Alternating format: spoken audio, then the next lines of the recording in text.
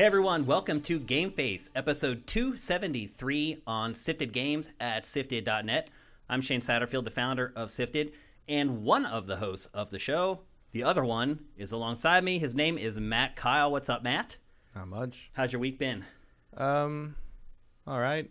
A lot of playing something that we can't talk about yet. Yep. Just a heads up, and I know I've said this before, and look, you can totally disregard this statement if you want to. I would understand why you would. Today's show is going to be shorter than usual. Before. The reason why is because Matt and I have been playing Far Cry 6 for days and days now. But we cannot talk about it on today's show because, and this really sucks, the embargo is up tonight at 4 a.m. Pacific time. Mm-hmm. In the middle of the night, the embargo goes up for Far Cry 6. And so what we're going to do is we're going to do the show for you guys live here on Twitch. And it'll probably be around 2 hours and 15 minutes. And then we're going to end the show. And then Matt and I are going to record a deep dive for Far Cry 6 that I'll have to run home and cut together for embargo. I don't think it's going to be done for 4 a.m., but I think it will be done early tomorrow morning. So you'll be able to get our takes on Far Cry 6 well before the game comes out. Yeah, we can't say anything about it, unfortunately. We can't even give you any hints or anything on today's show, unfortunately. But that's the way the industry works, and you got to follow it. That's one thing you learn very quickly in the games industry is that you follow the embargo information. So while we'd love to... Or you will not be following any more embargo information. So while we would love to share our impressions of Far Cry 6 here on the show, we can't, and we're going to record it offline after we get done with the show today. Today's show is... We haven't done a show like this in a while. We've had enough games to kind of do normal episodes for quite a while. But unfortunately, this week, there aren't a lot of big game releases, but there are a ton of stories. So this week's episode, we have 11 topics, I think, which is crazy. Usually we do 7, maybe. So we have 11 topics this week. I don't think each one of them is going to go more than 10 minutes. So if you're someone who tunes into GameFace and you're like, oh, Shane and Matt are talking for 40 minutes about a game again, and maybe you tune out, you don't have to worry about that today. We're going to be good to go. Let's see. Any other housekeeping? I don't think so. This is the last down week before we have at least 2 big games. We'll have Metroid Dread for next week's episode. Mm-hmm. We'll probably follow up about Far Cry 6 in next week's episode too, because we played a lot of it. Yeah. But I don't even know if I can say this. But a lot of it is not anywhere near all of it. Yeah. Yeah. I mean, you've played Far Cry before. Yeah, you've played Far Cry before. You played Far Cry before, and you've done this. Oh, I've been playing a long time. Oh my God, the map just keeps zooming out, doesn't it? We will not confirm or deny if this Far Cry is like previous Far Crys, but you have played Far Cry before, right? Mm-hmm. Yeah. So anyway, we'll probably swing back on Far Cry again in next week's episode, but for now, we can't really say anything about it until tomorrow morning. It'll be up at Sifted.net and patreon.com/Sifted. Speaking of which, if you're watching this show on YouTube or if you're listening to it on one of 5 or 6 different podcast services the show is on, and you'd like to support us, please head to patreon.com/Sifted.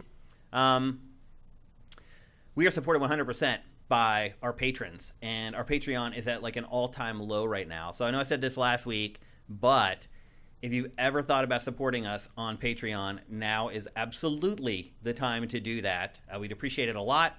Also, if you can't afford to help us monetarily and you're an Amazon Prime subscriber, you can give us a free $2.50 every month just by linking your Amazon Prime account to your Twitch account and then subscribing to our channel at twitch.tv/SiftedGames. And again, if you are on YouTube, the instructions for that are down below. Once you connect your accounts, it's just 2 clicks, and you never have to reconnect your accounts. Every month after that, it's literally just 2 clicks. So if you could do that, we'd really appreciate it. I made a big pitch for that on GameFace last week, and because of the way things work, I come in and I can see what's happened in our chat, and 2 people had subscribed to Twitch Prime. So not going so good. YouTube people would really appreciate it if you could do it. It's free. It costs you nothing, and it makes a big difference for us. So we'd really appreciate it. Before we get going, let's take a look in chat. Some people have hooked us up with Twitch Prime since we got here today, and we're already at level 2 of the hype train, which is awesome. So thank you. Let's see. Les Deved, thank you for subscribing at tier 1. Rosencrantz, thank you for subscribing with Twitch Prime. Axel F 1986, thank you.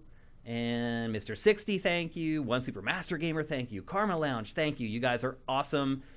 23 months, 31 months, 35 months for some of you guys. That's awesome. That's quite a streak, considering earlier in the year we didn't even do a show really for like 3 weeks straight when I was having medical issues. So thanks, guys. Really appreciate it. Makes a big difference for us. But like I said, we have a ton of topics to get to today. We got 2 hours to do it, so I don't want to spend too much time messing around here, shooting the crap, as it were. Let's get straight into the show. We're going to kick things off with the other game that I played this week. And Matt, normally I would not have played this game. I was actually curious about this one because it was getting some good buzz.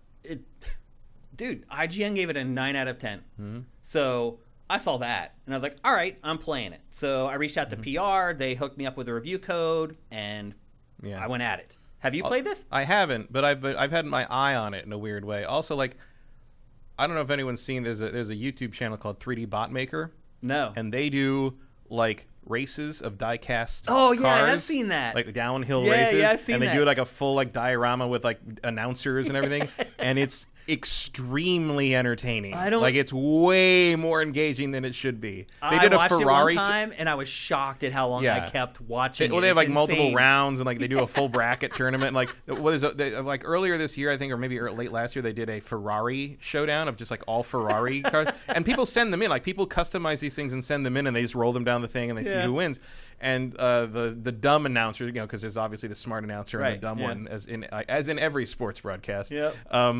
The dumb one entered a special car, and he enters a Fiero, which he cannot be convinced is not a Ferrari. And it does really well. And so like so it's the other announcer being incredibly annoyed that like the Ferrari competition is being won by a Fiero. And like it's extremely entertaining. I like partly because, and they were advertising, I think, this or maybe my social media started showing me Hot Wheels Unleashed ads because I was watching that thing. Yeah. And I was like, like I thought about, like I keep thinking about it, and actually part of me was like, maybe I should play it, and then I'm like, Shane would think it was weird that I played a Hot Wheels game and wanted to talk about it on the show. I've watched those too.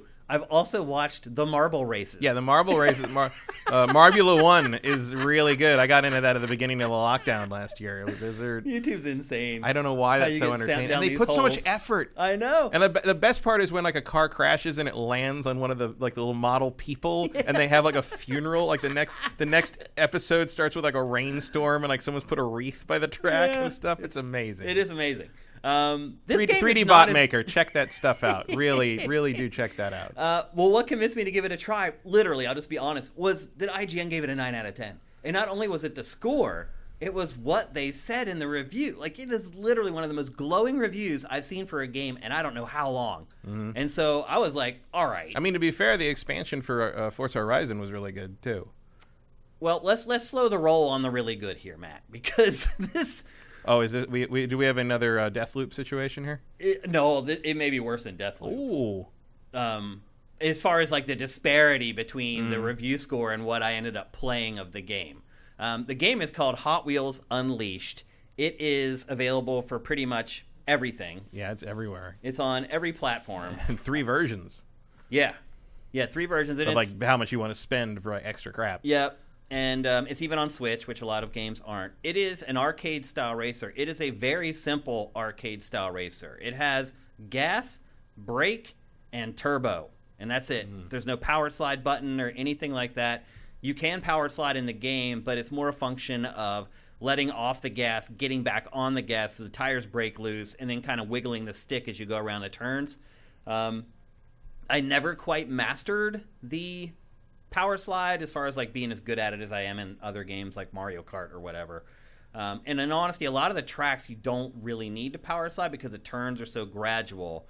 But a big part of that obviously depends on the cars. And one thing I do love about this game is that they got the cars right. As you'll see throughout this B-roll, the attention to detail to the cars is kind of insane. Like, I don't know if you remember your Matchbox cars or your Hot Wheels cars. I still have them. Are you kidding? Do you? In a box somewhere, yeah. But I love those. That was like my first thing I loved as a very, very young kid. I loved them, yeah. And if you ever played with Hot Wheels or Matchbox cars, you know after you play with them for a long time, like the paint gets rubbed off on like the corners and whatnot. That's in here. Mm-hmm. Like the paint is like distressed. Some of them are scratched. Some of them, the windshields have the scratches on them that they would get over time.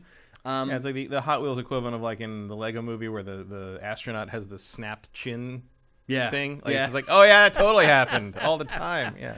Yep. And the other thing I say about this game too is that I had forgotten how many iconic Hot Wheels cars there were. Oh yeah. Like that green one. Like I never liked it. No. But I remember it. Even watching the footage, I'm like, oh yeah, that dragon thing. Oh, I remember that dragon thing. Yeah. I don't know when that started, or maybe that wasn't when I was a kid, but I do know that dragon Hot Wheels car. The cars, the game is loaded with cars that you'll recognize, like over and over again. Because I actually had more Matchbox than Hot Wheels. Did you? Yeah. I was a Hot Wheels kid. I didn't have a preference. Just my grandma and my mom are the ones who bought them for me, and they tended to buy Matchbox and not Hot Wheels. And then later on came the Micro Machines and all that other stuff that came along with it. Ertl, and I also had the giant Tonka ones. You know, the Tonka trucks and stuff that were like as big as we were. You know?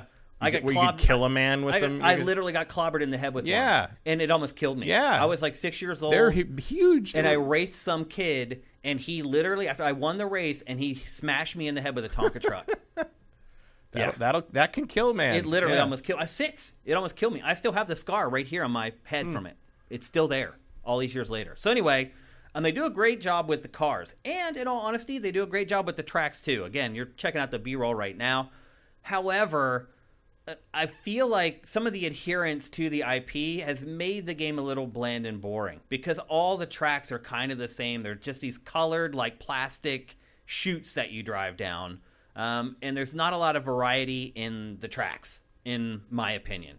But you do get all like the little special sets, like the loops and the corkscrews. And I do wish that the turbo in this game, like there are patches on the ground that you drive through and to give you turbo. I wish the turbos in this game were the things that really give you turbo on a real Hot Wheels track, which are those like kind of, I don't know how to explain them. Little things that you drive through. And little wheel spinners. Yeah, that send the car along. Yeah. Like I think that could have been a great gameplay element too, because as you jockey for the positions to get in one of the slots to get your turbo, the risk reward of that I think would be pretty good. Instead, they're just patches on the ground like that give you F-Zero style. Yep, like a lot of racing game style, honestly. Yeah, I always think of F-Zero. I always think of the healing zone in F-Zero when I see that. Yeah. And another thing that doesn't help with the track variety is that there are just 5 environments in the game.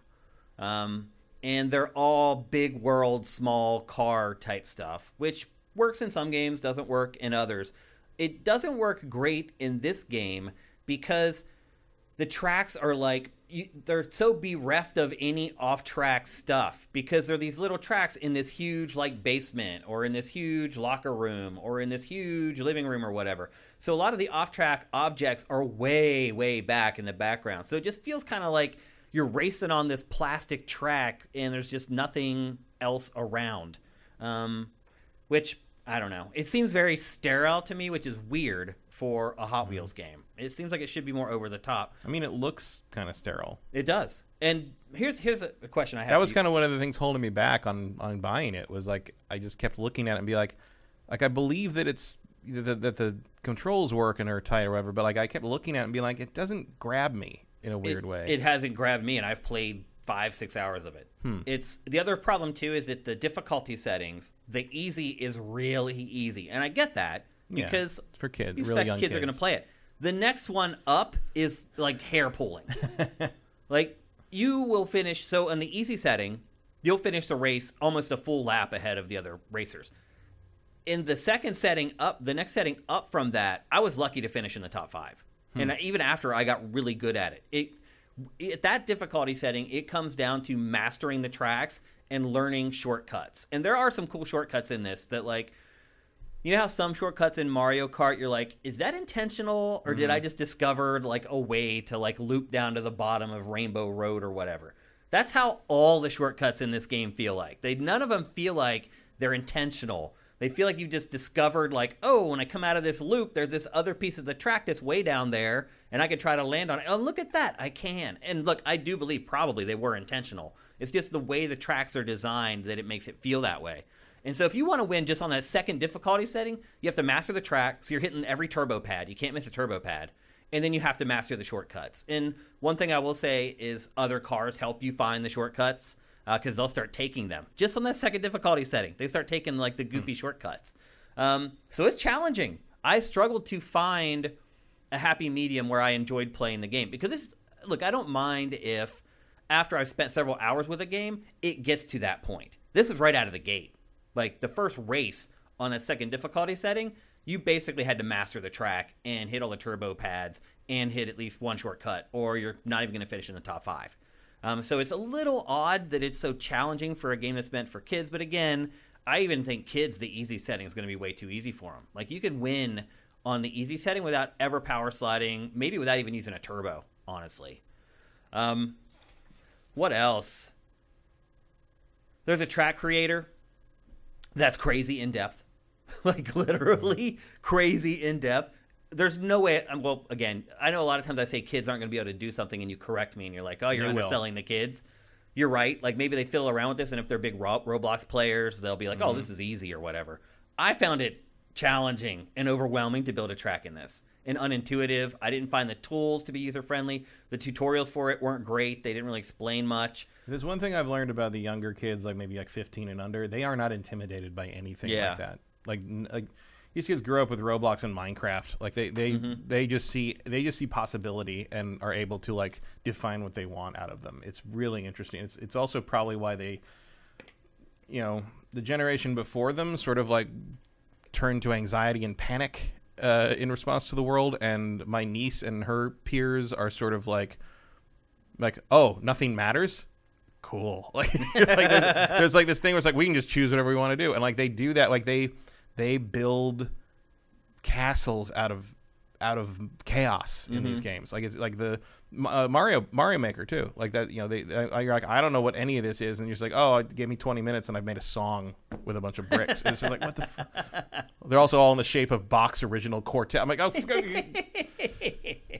So, okay. Damn gifted Point children. Made. You're get right. out of here. I mean, there probably are kids that are going to be able to handle building the tracks. Also, we got to remember, and we don't really probably do this anymore, but I remember when I was a kid and I would focus on something all day. Yeah. Like I would draw something. I would draw something all day. Or I'd design something all day. Or I'd build something all day. Or I'd play something all day. I don't understand what the Crescent Hawk's Inception wants me to do at the end of the star map thing, but I'm going to play the game 4 times today to get to it and see if I figure it out each time. Yeah. And I didn't, but I still did it. Like the days when I could just sit there and do something that repetitive and that like I'm gonna figure this out or I'm gonna understand how this works thing. Like I look back and I really admire my 8-year-old self for being able to do that because I can't do that. To anymore. Focus and stay dedicated to a task. Yeah, I think that's before you got corrupted by our ADHD world. Right. Well, also I think it's before I knew what existential dread was. Oh. Because there's a point at which I'm just like I should be doing something else because my life is finite. And like when you're 8, you don't think about that. You don't think about it. You're like, I got my whole life ahead of me. And you do. Here, I have a question for you, Matt. The vehicles in this game have engine sounds. Mm-hmm.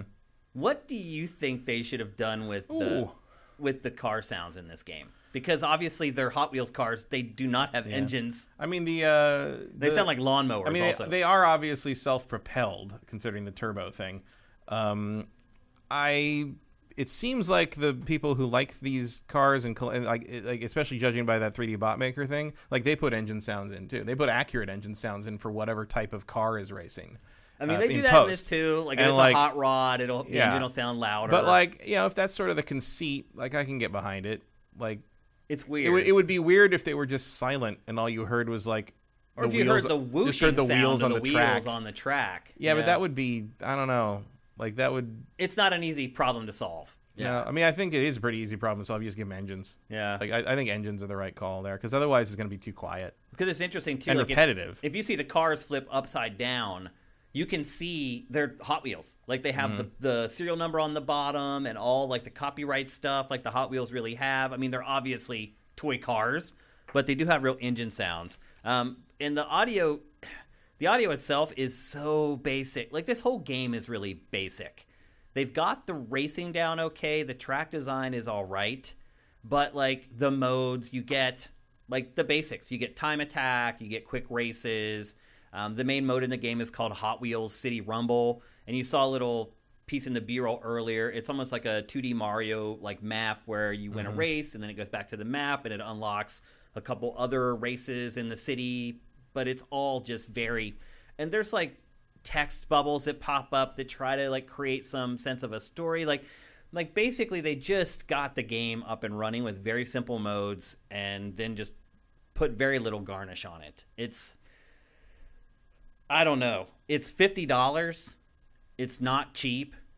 I mean, I'll say this. I've played it for 5 or 6 hours, and there's no end in sight. Even though there are only 5 different areas that they base the tracks on, there are tons of variations of each one, and they just keep mixing and matching. Like, now here's a time trial on this new version of this track you've played 50 times already. Sounds like Forza Horizon. A little bit, yeah. I don't know. I would definitely not recommend buying this at $50. Like, this to me is a $30 game max. I feel like that'll get there pretty soon. I do too, but I mean, look, I'm not going to say someone's review is wrong. I will say I vehemently disagree with a 9.0 for this game. In my opinion, it's not even close. It is an indie game that they didn't have the budget to really kind of add all the trimmings to. The racing engine feels okay, but it just also feels like there's no feedback. Like, and I get it, their car is running on a plastic track 95% of the time, but there's just no, like, forced feedback that you feel from the road. I felt completely disconnected from this game while I was playing it, I guess is the best way to put it. And there are problems endemic to it being based on Hot Wheels, like, you know, they're toys. They don't have engines, so instead they sound like lawnmowers or whatever. Did I have fun with it? Yeah. Like, I think I had more fun with it at first, and as it became more challenging, my enjoyment of it... Here you can see the map I was talking about. So you finish a race and unlock some other race in this little city map environment, and then you just rinse and repeat. The chat suggests that the engines should have been made by children. Like, children making engine sounds. Oh, that's not a bad idea. I like that. That might get annoying over time. That would get definitely annoying. But I'll tell you But it'd be a fun option. It'd be like you could switch between like what you're saying, like realistic sounds or engine sounds or child sounds. Yeah. Like, that would be fun. That would be cool. I mean, the engine sounds get annoying anyway. Yeah. So why not mix it up if you can? That's a clever idea, though. A clever way to approach it, for sure. Yeah, that was Erebus Jones. Yeah. I would say this. The Hot Wheels stuff in Forza Horizon, way better than this. Way better. In fact, I would recommend that maybe they just do an entire spin-off of Forza Horizon based on Hot Wheels. Again, I just felt disconnected while playing the game, and I grew up with Hot Wheels, so I have a lot of affinity for this IP. I loved seeing the old cars, and there is like a loot box element to it too. As you win races, you earn money, and then you spend that in-game currency to buy the loot box, and then you get a random car. You don't know what it's going to be until you open it. So there's that element. There's a gotcha element to it. Kids probably will love that. There you saw a quick look at like the track stuff. And then there was online multiplayer too. I should have mentioned that.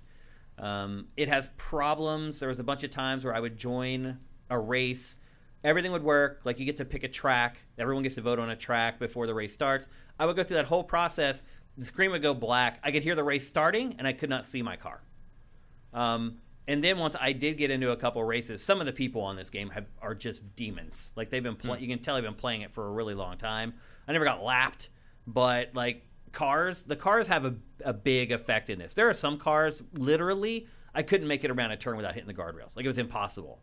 But they'd have like the top speed or whatever. But a lot of the people who are playing this online have been playing it religiously, and they have cars that I don't have, and it makes a big difference. Like, you're probably wondering why does this B-roll have the same green car? It's because I tried the other ones and I was terrible with them. Like, this car actually stays on the track a lot better than the other ones. It's easier to manage its power slides. And some people I think will like that, though, that the cars do have a wide variance as far as how they perform in races. And, you know, hopefully you'll be able to find one that you liked. It seemed like this was the one that was unlocked when the game started, and I think that was for a reason. It was one of the cars that was unlocked when it started. So anyway... That's Hot Wheels Unleashed. Again, it's available for everything, every platform, PC, PS4, PS5, Xbox One, Xbox Series, and Switch. The biggest hang-up for me, though, is the price. It's $50, and there's no way I would pay $50 for this game. In a million years, I wouldn't pay $50. And like you hinted at, Matt, I think this game within 3 or 4 months will either be a free game on PlayStation Plus or Xbox Live, or the price will have dropped to $30 or whatever. And that's... Yeah, I can definitely see this dropping to 30 during like a Christmas sale or a spring sale. Yeah, and that's about what I would pay for it. $30, maybe even like 25. I don't know. Again, feels like a good drought game. Yeah. Like if you get it cheaper in a summer sale next year when nothing's coming out, it just becomes monotonous very quickly because again, it's just 5 different environments. Sometimes monotony can work for a kid, though. Yeah, and the racing feels solid but not exceptional. And the handling of the license, I think, is true to the IP, but I don't think in some ways it makes it a better video game, if that makes sense. But those are the challenges of dealing with an IP, and the best developers figure out a way to make every part of it compelling working with the IP. I don't feel like that was done here. So are the gacha thing, is that just they give you random packs when you win of cars, like when you win the thing, or do you buy them? Are there loot boxes to buy? Yeah, I mentioned that. Like there's like literal real money? Oh, I don't know. I didn't check to see if I could pay for them. I don't think so. I think it's all in-game currency. Okay. And I do think I unlocked a couple cars just by winning races, but then there was a couple that I just bought the loot box with in-game currency and got a couple more. And the cards, they don't unlock very quickly either. You got to work for them. I mean, I played it for 5 or 6 hours, and I think I unlocked 7 or 8 cars, maybe, something like that, somewhere around there. I feel like you and like me, I think a lot of people are seeing some of these reviews and being like, oh my God, like, wow, this could be like sleeper hit of 2021. I completely disagree with that. I definitely recommend steering clear of this game. I like what they're trying to do, and I think they're onto something, and I think that if they stick with it, it could become something really cool and really good. But this game feels like they just got like the bare minimum working and they just pushed it out the door. No frills. Just very basic in its modes and its racing. Like no power slide button is weird for an arcade racer. There aren't many that don't have that. So I don't know. If you're a huge Hot Wheels fan, maybe, or you have kids, maybe. But I'll say this: if you have kids and you're going to be racing with them on that easy mode, it's going to be boring AF. So good luck with that one. But anyway, that's Hot Wheels Unleashed. Again, it's available for everything. $50, way too steep for my blood. I would spend $30, $25 for it, and eventually I think, not even that long from now, either it'll be free on PlayStation Plus or Xbox Live, or the price will be drastically reduced. Vincent asked, which is better, Hot Wheels or Cruisin' Blast? Oh, that's a good question, actually. Cruisin' Blast. Yeah, I had a lot more fun with Cruisin' Blast. And it's like dumb and like over the top, but it's just fun. And the tracks are better. I felt like, I'll say this, Cruisin' Blast was like when you go around a turn, you just kind of locked onto a rail. There was no skill in power sliding, and there wasn't a lot of skill involved in the game at all. So in that way, Hot Wheels is better. It's more skill-based driving. There's more intricacies to the driving. But it's just as far as like, I played this video game. Did I have fun? Cruisin' destroys it. So if you're thinking about those two games, I would go with Cruisin'. Just keeping in mind that the competitive side of Cruisin' isn't quite as good as Hot Wheels Unleashed. All right, let's move on. We're going to do it, Kyle. We're going to get this show, and we're going to get all these topics in under 2 hours, I believe. Let's see. Big story that came out this weekend from the UK, oddly enough, is that for the PlayStation 5 at least, Sony has started doing free trials for some of its games. And the two games that it picked was Death Stranding and Sackboy. Two games that I would argue haven't sold as well as maybe PlayStation had hoped that they would. Let's see if I can remember this correctly. Sackboy, you got 5 hours. Death Stranding, you got 6 hours, which sounds awesome, right? You hear it first, and you're like... That's barely anything in Death Stranding in terms of like getting to the actual meat of it. I think you'll figure out whether you want to keep playing at that point, though. Yeah, I think that's also the problem, is like you maybe don't want someone to play Death Stranding before you take their money for it. That might just be me. That could be too. I highly doubt that's the angle here, but I like your altruistic beliefs, though, Kyle. So that sounds awesome. You're like, wow, they're going to let me try out these games for a big chunk. 5 hours, 6 hours, that's not small. For most games, I think that's more than enough. And then they discovered... Is Sackboy that long? It's not. You may be able to finish it in that amount of time. I think it's longer than that. I remember it being like 12 hours or something. It's not as short as you think.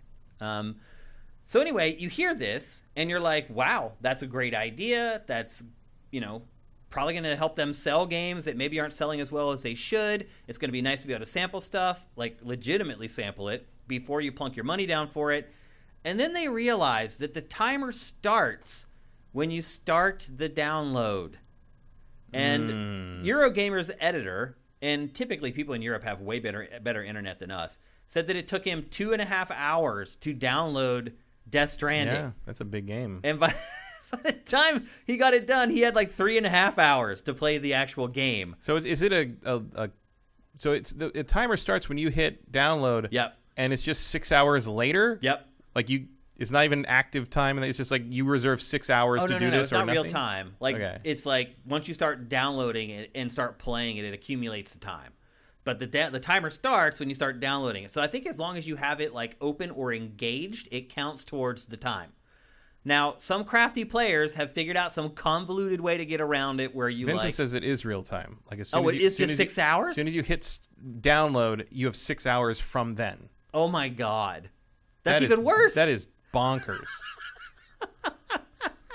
That's insane. Thanks for that, Vincent. I mean, I think I just assumed nobody would do something that's stupid. Yeah, that's incredibly... like, you want me to block out 6 hours of my day for Death Stranding? Yeah. Including downloading it? Go away. That's insane, dude. Like, that's ridiculous. And again, there is a way around it, which involves creating a new account in the same territory that you live in, and then doing some kind of convoluted, like, start downloading it on the old account, then start playing it on the new. It's like, why? What are you doing? Like, at worst, like, start the timer when I open the game for the first time, and that's it. Like, right. I have up to 6 hours to play one session, and if I waste that time, that's my fault. Still with the download, stupid, but a lot better. But at least give me control. I mean, at least give me control. Even Amazon's rentals give me control of when the timer starts for when I watch the movie. Right. Like, it's I rent it when I want it, and it doesn't count against that until I start watching it. No, I have 48 hours to watch a movie, but like.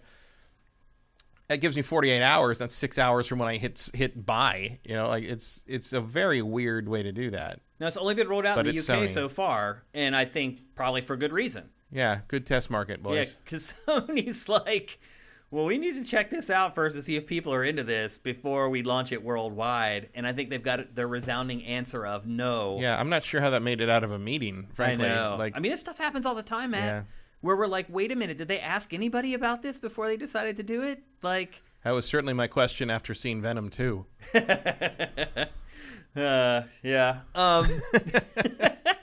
So what do you think? Which was also a Sony product, I might add. Yeah, that's a good point. What do you think the solution is, Matt? Do you think it's like what you said, like just like once you start playing at 6 hours? Do you think you should just get 6 hours of playtime period? Like honestly, most demos are. Yeah, you should just have a certain amount of time you can play that demo when you play it. Yeah. And if you want to make it less than 6 hours because you're eliminating download time and you only want to give me 2 hours of playtime, fine. But, like, let me decide when those 2 hours happen. Right. If you're willing to give me 6 hours of playing the game, then why does it matter when it happens? Right. Why do I have to do it in one sitting? Why are you including downloading? What is wrong with you? That is the dumbest thing I've heard in a long time from any of these. Yeah.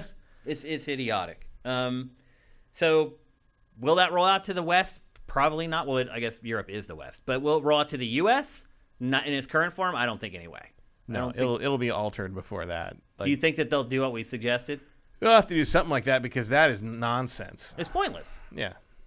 Because if I download a demo like that, I may even forget that I downloaded it and never come back to it. Like, that's 6, how it takes 2 hours to download something. Lots of things can happen in 2 hours that you need to go do something else. Or now you got to start making dinner or like whatever. And like by the time you get back, it's like, oh, sorry. And then you've like downloaded like 40 gigs for nothing. Yeah.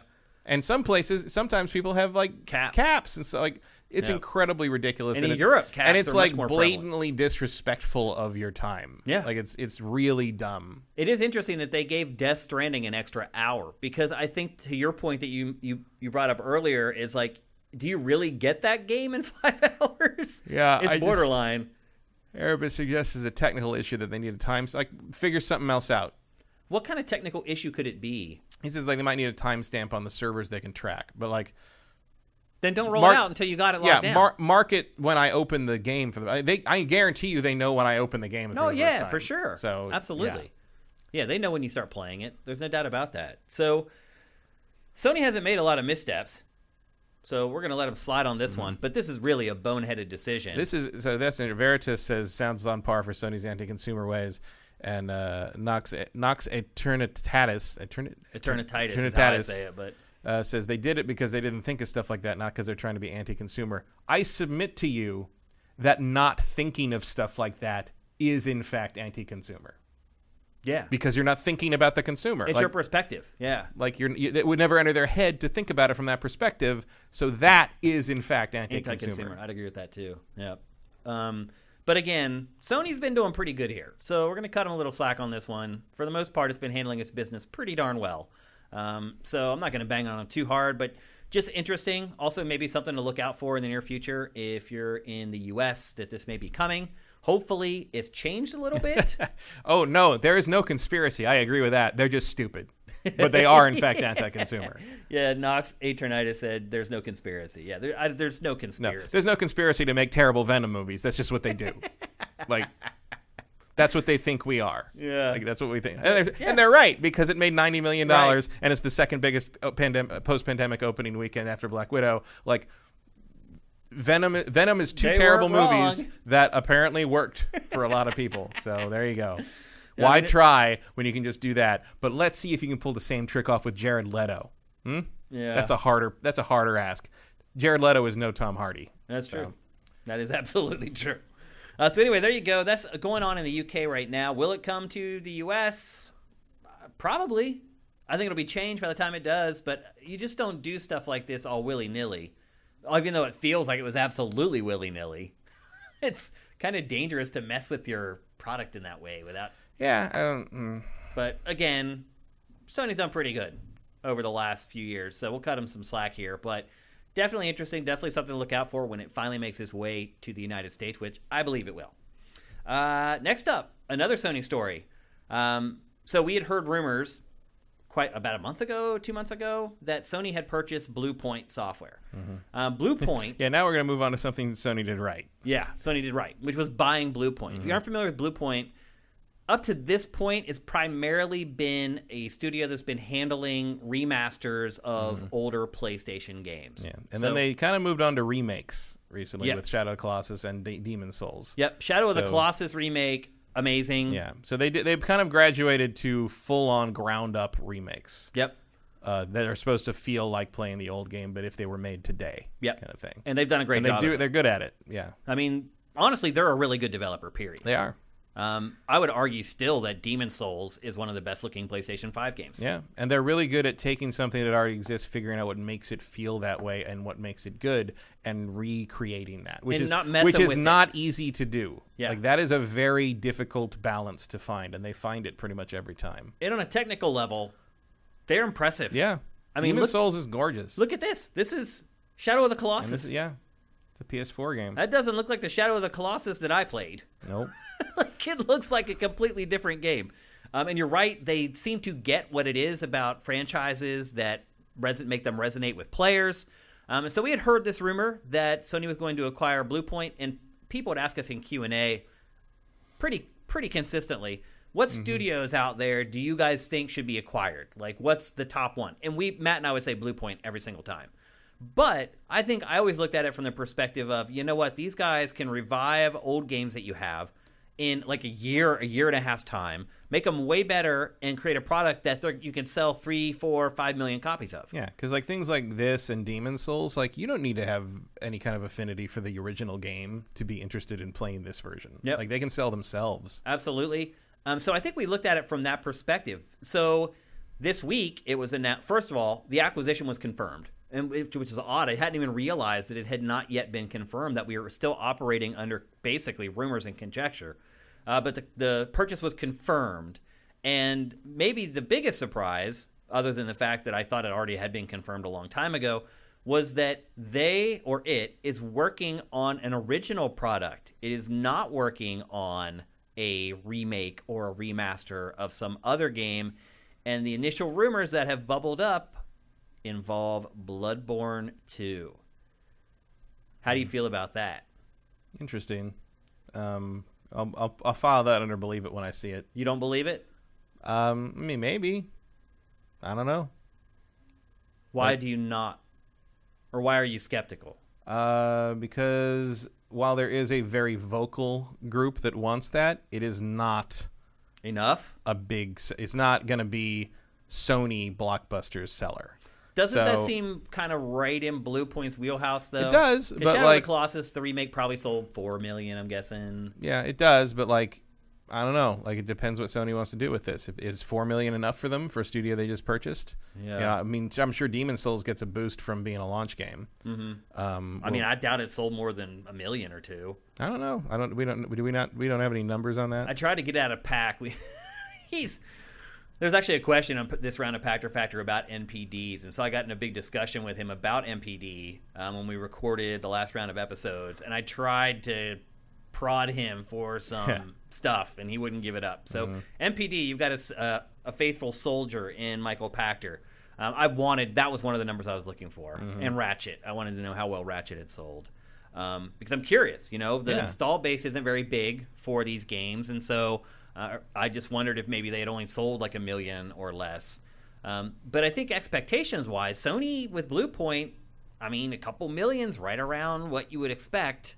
Yes, it's going to cost more money to make Bloodborne 2 than to remake one of these things. That's true, absolutely, because you're starting from scratch. You have to build everything, although they obviously have an engine that rocks. Yeah, just use the Demon's Souls setup you've got, and obviously they would know enough to be able to recreate that. The feel of Bloodborne again.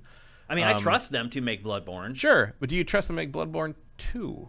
Right. No, that's what I was getting at. Yeah, we've never seen them do their own ideas on this stuff. So I wonder what the legalities around this are. Sony owns Bloodborne, as far as I know. So it can give it to any studio at once. As far as I know. I wonder how From would feel about that. I mean, I'm sure From was somewhat involved in the Demon's Souls remake, and they don't seem to have Miyazaki doesn't seem to have any interest in touching Bloodborne again. Yeah, I wonder why that is. He wants to do his own stuff. Yeah. Elden Ring is at least a step forward, it seems like. I mean, Bloodborne was his own stuff, though. Yeah, but he's done it. Yeah. What's he going to do? Just do it again? Well, he made 3 Demon's or 3 Dark Souls games. Yeah, I mean, that's true, but like that's also sort of part of the deal, isn't it? He did 3 Dark Souls games. He's like, I don't want to do that again. I want to keep doing the same thing over and over again. Yeah. So, Elden Ring seems like his next step, and who knows what he wants to do after that. Also, I do think you could argue, even to him, and certainly their treatment of Demon's Souls supports it, like, there was a time when it was like the From Software secret sauce was sort of like, oh, no one else is making these games. Right. But I think you have hit a point where people like Blue Point have sort of figured out, it's like, okay, we can duplicate this in some way. We know what this kind of game should feel like. Even the clones have started to feel more and more like something legit and of their own selves. Yeah, I'd agree. They're not all Lords of the Fallen? Was that? Yeah, that was like the first one, the first blatant ripoff. Like they're not that anymore. There's like you can trust some. The Surge 2 is solid, and the mechanics have been absorbed. Even a lot of the indie into ones the lexicon. are pretty good. Yeah. I know a lot of people like that one. What was it? I can't remember what it was called. Forget. I'm never gonna. It was that weird one. There's dozens of them. There's that weird one. It was like more of a shooter and it had a lot of DLC. And I hated it. But like, you know what I'm talking? It was like it was more like a diesel punk, steampunky kind of thing. Yeah. What was it? I'm telling you, like in a prison or something. Wasn't it The Surge 2? No, it wasn't sci-fi. It was like steampunk, industrial punk kind of thing. It was like. I know it if I heard the name, but I can't remember what it was. Yeah, I think this is not Code Vein. That was vampires. This was more of this is a dirtier kind of like grimier game. Can't remember. Yep, someone in chat will eventually remember it. I'm guessing. I personally think this is a perfect project for Blue Point because it already cut its teeth on Demon's Souls. Revenant from the Ashes. That's what it was. Yes. Disposable Dom. Good job. Good call. I think this is a perfect project for Blue Point. It already cut its teeth on Demon's Souls. It is a different creating a game from scratch versus just recreating someone else's work, someone else's creativity. But I don't feel like there's a ton of secret sauce in Bloodborne. It's also a weird way to phrase that they're working on an original thing. Yeah, because it's not their IP. It's a different thing. I don't know. Like The Bloodborne rumors somewhat surprised me because when the way they were talking about what they're working on first made it really sound like their own idea and not like we're going to make a sequel to somebody else's game. Right. But it could be. I don't know. Like I said, technically it would still be an original. Technically, yeah. That's a real weaselly way to say that. But I mean, they're trying to weasel out of people figuring out what they're working on. I mean, I don't know. Like I said, I'll believe it when I see it. I will gladly play it. But I don't know. I don't know what to think of that yet. Flip a coin at this point, I'd say. A studio like that, I think it's smarter to give them this project. Because have they ever built their own game from scratch? I think maybe in their early days they did. Yeah, I can't remember. But in the last 6-7 years, certainly the current team hasn't. Right. And so giving them at least like a framework to kind of build on and to kind of, I don't know, give them a foundation, a grounding to start off with, I think is probably a good idea. You know what the art's going to look like. You know what the who the primary characters are going to be in the story. You understand the vibe of the game, what you're going to be shooting for. You have targets versus just shooting into the abyss. They did Blast Factor. Okay. Was their first game, and then everything else they've done has been a collection, a report. Okay. Because they also did the Uncharted collection. They did the God of War collection, the Shadow of Colossus Eco collection, the Metal Gear Solid HD collection, PlayStation All-Stars Battle Royale part to the Vita, the Flower port to the Vita and the PS4, the Titanfall port to 360, the Uncharted collection, the Gravity Rush Remastered Edition, the Shadow of Colossus remake, and the Demon's Souls remake. Wow. That's a long string. That's a long string of excellent work. It is. But also of working on other people's projects first. So there's a little hesitation I have in just throwing them to the wolves with like, here, just come up with your own idea now and just start building a game from scratch. I'm a little nervous about that. But again, I think it's perfect. Yeah, I mean, the pressure would definitely... If Bloodborne 2 is in fact what they're doing, like, the heat is on. Like, it'll make waves, too. Oh, yeah. I mean, And also, imagine if they pull it off. Right. Imagine if Bloodborne 2 comes out and fans of Bloodborne are like, yeah, this is great. This is exactly what I wanted. Like, that catapults Bluepoint into the high echelon. With PlayStation. Yeah. Yeah. I think it's a perfect project for them. We'll see if it ends up being true. High risk, high reward. Yeah. And they do have a listing up on their official website that says we are creating an original game. So this isn't this is an official statement from Bluepoint. This isn't a rumor or conjecture. It is absolutely happening. We'll just have to wait and see if it is in fact Bloodborne 2. But if it is, I think a lot of people will be really flippin' happy. Yeah. Like really happy. And ultimately it may only sell 4 or 5 million. But can you really put a price on invigorating your base? I think it's going to be less than that. I think you're in a 2-3 million range. You think so? Yeah. Even Bloodborne is not. These games are not as popular as the noise of them on the internet would make them I seem. get it. I mean, Dark Souls. I mean, the best one I think sold 10 ultimately or something worldwide. Yeah, across everything. Yeah, which is pretty good. Yeah, it's not quite PlayStation exclusive level, but I mean, they really Sackboy. So maybe all bets are off as far as us thinking like. A game has to sell 15 million before Sony wants to give it the time of day. Yeah, I don't know. But it'd be nice if it didn't, because you want the variety. I mean, they did Demon Souls, and I mean, I doubt that that's a 5 million seller either, and it's going to get completely forgotten by the time everybody has a PS5. When God knows when that's going to be. Although it does seem like they're coming into stores pretty regularly. I see people camping outside of Best Buy all the time now trying to get them. So. They are finally starting to get the best source right now is still the PlayStation Direct thing. Yeah, because they'll just put you on a waiting list, and then when they get them, they just contact you. You pay, and you get your PS5. And you're right. That's for most people who don't have the time to follow Wario64 on Twitter. That's your best way to get a PS5. Hassle-free. Some other guy is reliable. Some other guy's the star of Twitter for finding PS5s now. I can't remember his name. There's somebody else who's taking Wario over 64 doesn't really stick on it these days. Oh, really? Too busy retweeting every imaginable Nintendo $5 off bullshit. Yeah, I don't know. This other guy, I can't remember what his name. It's just like a regular some dude, and he took over. He picked up the baton and ran with it on the finding the consoles thing, and has apparently had some good success with it. So okay, but I don't need one, so I haven't really been paying attention. Yeah.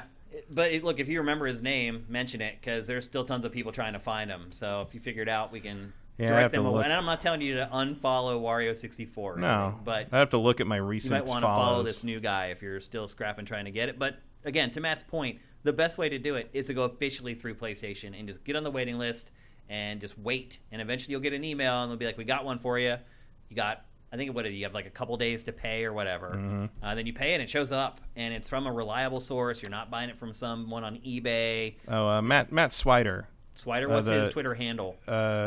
At Matt Swider. Okay. SWIDER. He's the editor-in-chief of Tech Radar. Oh, okay. He's been basically doing a bunch of even tracking things and et cetera. Okay, so there you go. But he is the current star of finding a PS5. Yeah. Okay, there you go. Give him a follow and good luck. Hopefully you get one. But again, just go the easy route and just sign up on PlayStation.com and get on their waiting list. Because you're not going to be jumping around Twitter, trying to follow him and make sure you're getting in within 5 minutes of him tweeting that there's new ones at Walmart or whatever. You know it's going to show up eventually. And I think for most people, that's probably the most ideal route to go. All right, well, let's move on. We're going to talk next about Game Pass. So even Pactor has struggled to figure out exactly how well Game Pass is doing. The last numbers that Microsoft released was 18 million subscribers, which is amazing. So do the math of that. 18 million times, I think I'm paying 14 or something a month. I have Ultimate or whatever. Yeah, that's a lot of recurring revenue every month. And for whatever reason, Matt, I don't understand this. Why would Microsoft not want to trumpet Game Pass numbers from the rooftops? I don't know. Like every month, just be like, and now we have this many, and now we have this many. Why would it be reluctant to share that information? Maybe saving it until it hits whatever their idea of critical mass is. Like, I don't know what that is. Yeah, I don't know what that would be either. But you'd want to hit. So I feel strategically you'd want to hit some kind of critical mass with it, where you knew that even if someone launched a competitive service, you wouldn't have to worry about yours collapsing. Like, you want to hit that profit point. And maybe part of the strategy of not continually announcing how much better it's doing, how fast it's growing, is trying to keep competitors in the dark as to how successful and how exponential this thing's growth is. Well, this week, unfortunately... Because the other thing, that the perception you get is, like, the competitors, and, Pactor said this too, like, where it's like you're sitting there and being like, you can't possibly keep doling out this much money to these companies this long. This can't sustain. And if you give away what the numbers are constantly, you are giving them an idea of how you are sustaining it. That's true. And what you need to sustain it. So I think part of it is sort of a trade secret element to it. Interesting. And every once in a while you have to put something out to prove to the stockholders that you're not just throwing money down the toilet. Yeah. Well, interestingly enough, Microsoft still didn't want to share its success. And is it Josh Strelnick from 2K? Am I getting his name right? Know. Basically, the CEO from Take-Two 2K. Who don't give a fuck. And he does not. And he shared publicly, while he was with Phil Spencer, that Game Pass has now hit 30 million subscribers. Pretty good. So do that math. Think about that. Let's actually do that math. That's almost $500 million a month from Game Pass already? Well, wait, what? Was it $15 a month? $15 a month times 30 million. So it's like $450 million a month. Yeah. Half a billion a month. Almost $500 million a month. Maybe you could shell out $1 billion for GTA 6, huh? Wow. 2 months revenue to get GTA 6 for a year? Wow. Just saying. I know. Microsoft. We brought that up last episode, like money hatting for Grand Theft Auto and whether it would be worth it. And if it were $1 billion, if you're Microsoft right now and you're making $500 million per month. Now imagine how many consoles and how much people you bring in the ecosystem into the Game Pass if you are buying GTA 6 for that. Imagine how much extra you make. So with that in mind, so let's say you have 30 million subscribers. How many people do you think would subscribe to Game Pass to get GTA 6? Right, exclusively? you'd at least double it. You'd double it. A bit. So you'd make that money back in like a month and a half. Month and a half, which makes me wonder then, how much would Rockstar ask for a year's exclusivity? I'll give you 3 guesses why Josh knows how many subscribers there are. Exactly. Wow. I mean, it's amazing, Matt. I mean, it's worth it. There are wheels turning behind the scenes here, folks. There definitely are. There's some dealings. And there should be. And remember, stuff like that is happening all the time. We're going to talk about something similar, related to that later. Yep, absolutely. It's the lower third says it's a changing of the guard. Mm-hmm. It is flipping the entire games industry upside down. Mm-hmm. I think. Yeah, I mean, it definitely has the potential to. And as Matt alluded to, it is influencing other things in the industry that aren't Microsoft. Yeah, like everybody had their eyes on the stupid cloud streaming thing, but this was what it was. Yes, this is where your eyes should have been. It's amazing what it's done, and I still ponder, like, they say it's breaking even at least. I don't know if I believe that, but if you get a game like Grand Theft Auto 6, it will absolutely more than break even, because I believe, and by then they'll be at 40 million or whatever. I fully believe that Grand Theft Auto 6 could double their subscribers to Game Pass, like in a week. And who knows what they'll be at? God knows when the game's coming out, first of all. Second of all, who knows what the number will be when it does come out, where the subscriber base will be already. It's a snowball rolling downhill now. It really is. The industry's getting it. They're starting to understand it. One thing that Pachter did tell me, and from MPDs, is that cumulatively, from launch until the end of 2020, software for Xbox Series consoles sold cumulatively under 100,000 units. Wow. Think about that. So that is just straight up, everyone's playing through Game Pass. Everyone is playing Game Pass. And no one cares about physical media on Series at all. Nope.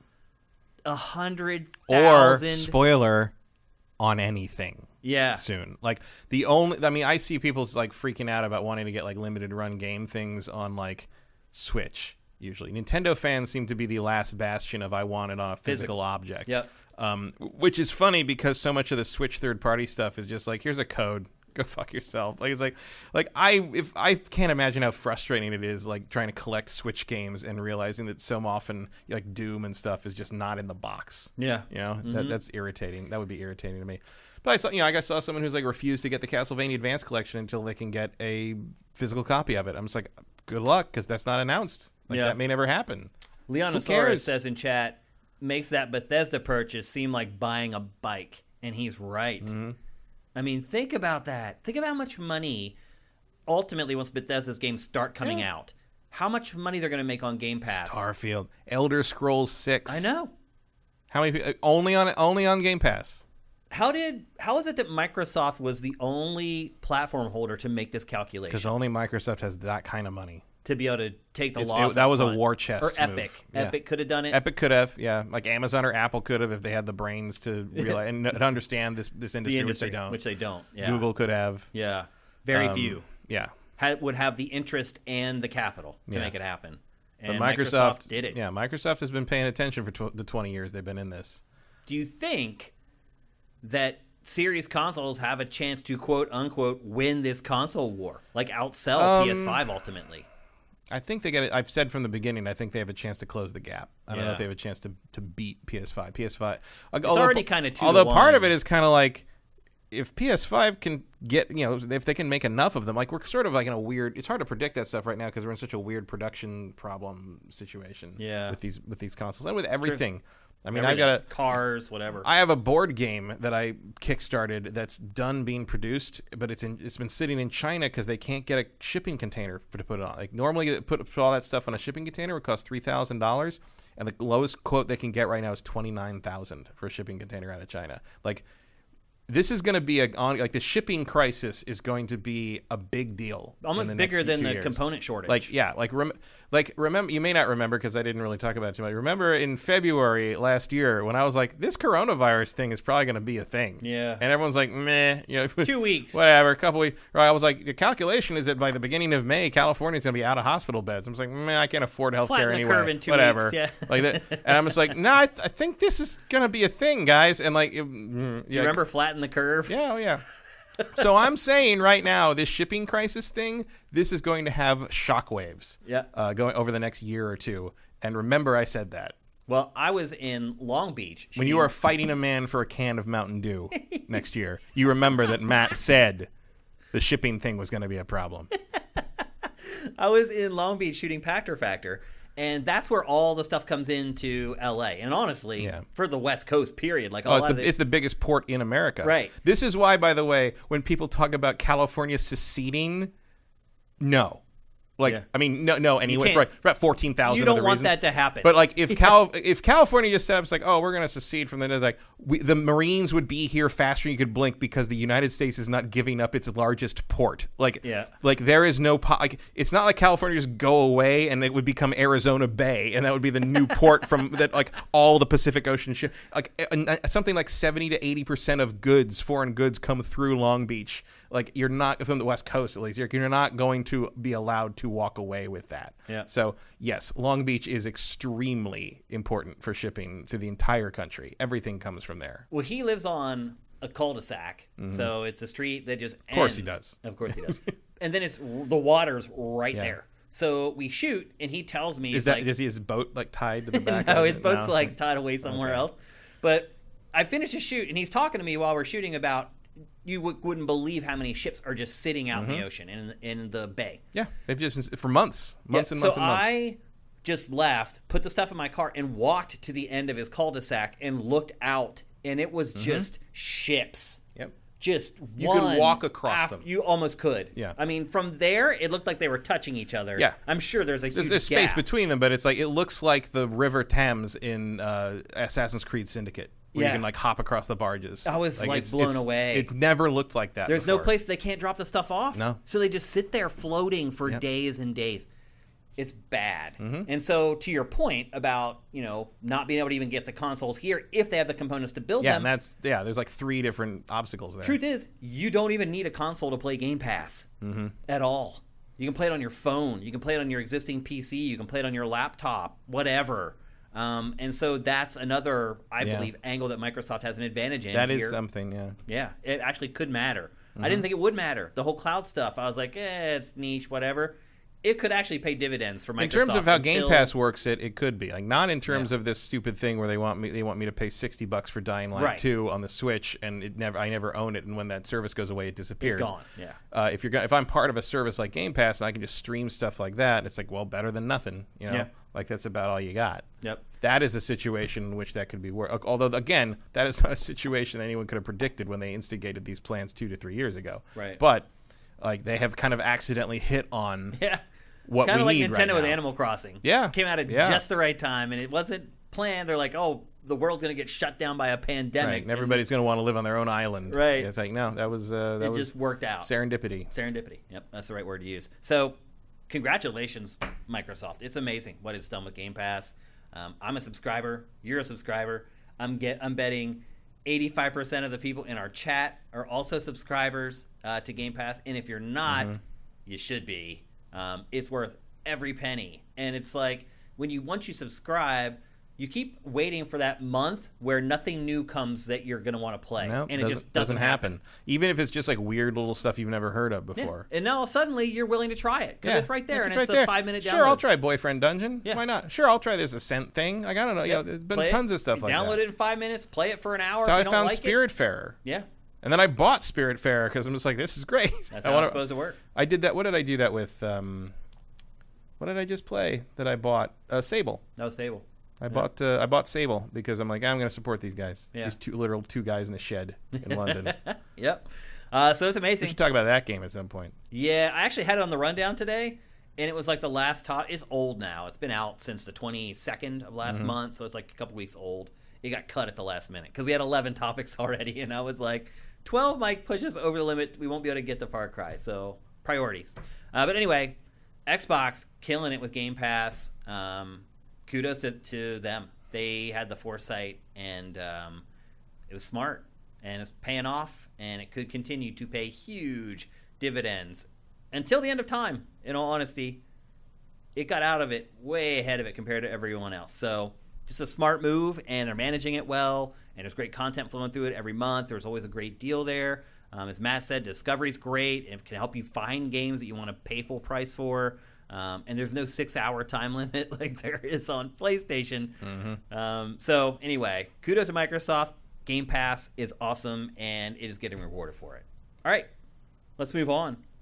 We're going to talk next about another Sony franchise that looks like it's coming back, and coming back to a studio that seems like it might be a good fit, and that is Twisted Metal. David Jaffe was on Twitter not that long ago, and he was like, no, there's no new Twisted Metal game being made, because if it were, I would know about it, and if I don't know about it, I'm going to be really hurt. And I don't know if he... sounds like Dave should get ready to be really hurt. I haven't been... It does seem like something where, like, if you're going to make a new Twisted Metal, you should probably call Dave Jaffe and tell him that that's happening, or ask for his blessing or something. You know, you don't need it legally or anything, but, like, it feels like that would be maybe a conversation to have. Well, apparently... they did consult him on the TV show that they're working on. Yeah, I remember that. And he said he appreciated that, but it doesn't sound like they consulted him on this, because his old studio's not making it. What was it called? The Bartlett Jones Detective Agency, his old studio, or something like that. But that studio's not making it. It is reportedly and rumored to be under development by Ilphonic. Ilphonic is the studio that made Friday the 13th. I thought it was Lucid. Was it? Oh, you're right. Am I backwards Ilphonic's on working that? on something else. You're right. Yeah. Yep, it is Lucid. And they are the team behind the game Destruction All-Stars. A PS5 exclusive, was supposed to be there at launch, didn't make it at launch, ended up coming out shortly thereafter. I didn't like it very much. No. I didn't play it. I don't think you ever even played it. I haven't played it because I have zero interest in it. And I also have zero interest in Twisted Metal, so it's convenient that Lucid continues to make things I can ignore from them. Why do you have no interest in Twisted Metal? I've never liked Twisted Metal. I've never liked Twisted Metal. I find it messy and sloppy and just kind of annoying. Like it's chaotic in a way that I don't enjoy. Have you ever liked combat games? No, I never liked the car combat stuff. What was the Rockstar one? Destruction Derby or something? No. It was like set outdoors.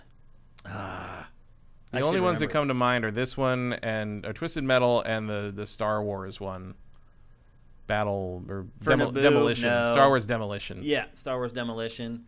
Oh, it's driving me crazy. I can't think of the name of the Rockstar one. Smuggler's Run. There it is, Mega Drive guy. Yeah, Smuggler's Run. You didn't enjoy that either? I don't think I played that. That was like all outdoors in nature or whatever. I think there ended up being like 3 of them, something like that. Sure. I don't like the whole genre's gone away. Is what I was getting at. It's long dead. And I would argue for a reason, because I played Destruction All Stars. I did not enjoy it at all. No. And this is supposed to kind of be the next evolution of the subgenre.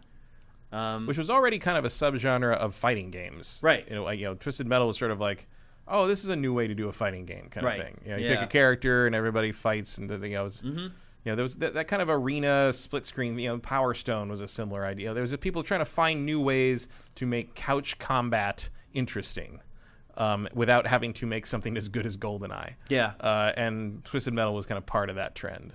Yeah, I would argue that Destruction All-Stars just lacked the personality. Yeah. It was a pretty solidly developed game, not very technically impressive. There wasn't much on, especially in, that's the irony is like, I do think you can trace like the personality of games like Overwatch and stuff back to this, back to stuff like this and fighting games. But like the sort of we're going to take this, the fact that the genre had so many copycats and the only ones we really remember are the ones that had the personality and verve, like Twisted Metal, says something to me about how important that is to this particular genre. Because let's be honest, they're all kind of the same thing. They are. Like, there's only so many different ways to fire a rocket at a Jeep. Yeah. So the important thing is whether you care about the characters you're playing as or fighting against. Yeah. And Twisted Metal managed to do that. Destruction All-Stars did not. Yeah, Twisted Metal, I would argue, is the king of that for car combat games. I can't think of either that or Vigilante 8. Oh yeah, I forgot about Vigilante 8 and what was the one what was the classic car one? It was people loved it. Something 76 or something like that. You know what I'm talking about? Carmageddon? No, it wasn't Carmageddon. It was like a 70s like kind of like disco one. Interstate 76 or something like that. Maybe. It sounds familiar. I think it was only on PC. But there was like, I think it was Interstate 76 or something like that, and then there was a sequel called like Interstate 80 or something like, which is in the 80s. But the 70s one was better. Interstate 76. Yeah, that's right. Yeah, the chat backs me up. Interstate 76. Yep. That was always one of the ones that PC people were like, that's the best one. Which was hard to double check because you couldn't play it on consoles, and sometimes you wonder, it's like, oh, do you just like this because I can't play it? Is that kind of Well, the rumors about this are that it's going to be probably free to play, and it will be released to coincide with the release of the Twisted Metal TV show. And so this developer makes sense because they just finished a car combat game. They can use that same engine, swap in the assets. Hopefully it's a little more like Twisted Metal and not like a game show like Destruction All-Stars was. But Jaffe was at the helm of the last Twisted Metal, and it wasn't good, and I didn't enjoy it. It got too far away from the formula, and that was Jaffe handling it. So better than Drawn to Death. It definitely. I would agree with that. That's a low bar to overcome. So if Jaffe wasn't able to make a Twisted Metal that resonated with me, I'm highly suspicious that this studio that made a game that I did not like... I think Sneaky Charlotte Snake sums it up right there. What? Does Twisted Metal have fans to warrant this? Is the genre wanted? Yeah, it's arguable. That is a very, very valid question. Yeah. I mean, because Twisted Metal's heyday was so long ago that the only people who even really remember it are people like our age. And it might be, I mean, the thing is, like, could it be something of interest to younger players? Maybe, but, like, I don't know. I'm the wrong person to ask because I never enjoyed them. I always thought they were too loosey-goosey and chaotic, and, like, I never really, maybe it'd be different if you're playing online and you had your own screen. You weren't looking at having, like, the split screen thing like back in the day. Which, the split screen thing also made it harder because, like, usually it was 2 players, and so, like, you didn't really have the real group setting, or you're playing against bots, so it didn't feel like you were playing. It was hard to get, like, a handle on things in that regard, and everything was so dark and, like, brown that it was hard to even tell what you're looking at. You would think Twisted Metal would have become more popular with the advent of online play, but it didn't. Well, part of the problem is Twisted Metal never got itself out of the 90s. Yeah. And, like, that might be... kind of like David Jaffe. Right. I hate to admit it. But... He's probably watching. He probably is. And I think he'd agree with me. That's what I love about David Jaffe, though. You can be honest with him. Doesn't mean you gotta be mean. I don't think I was being mean.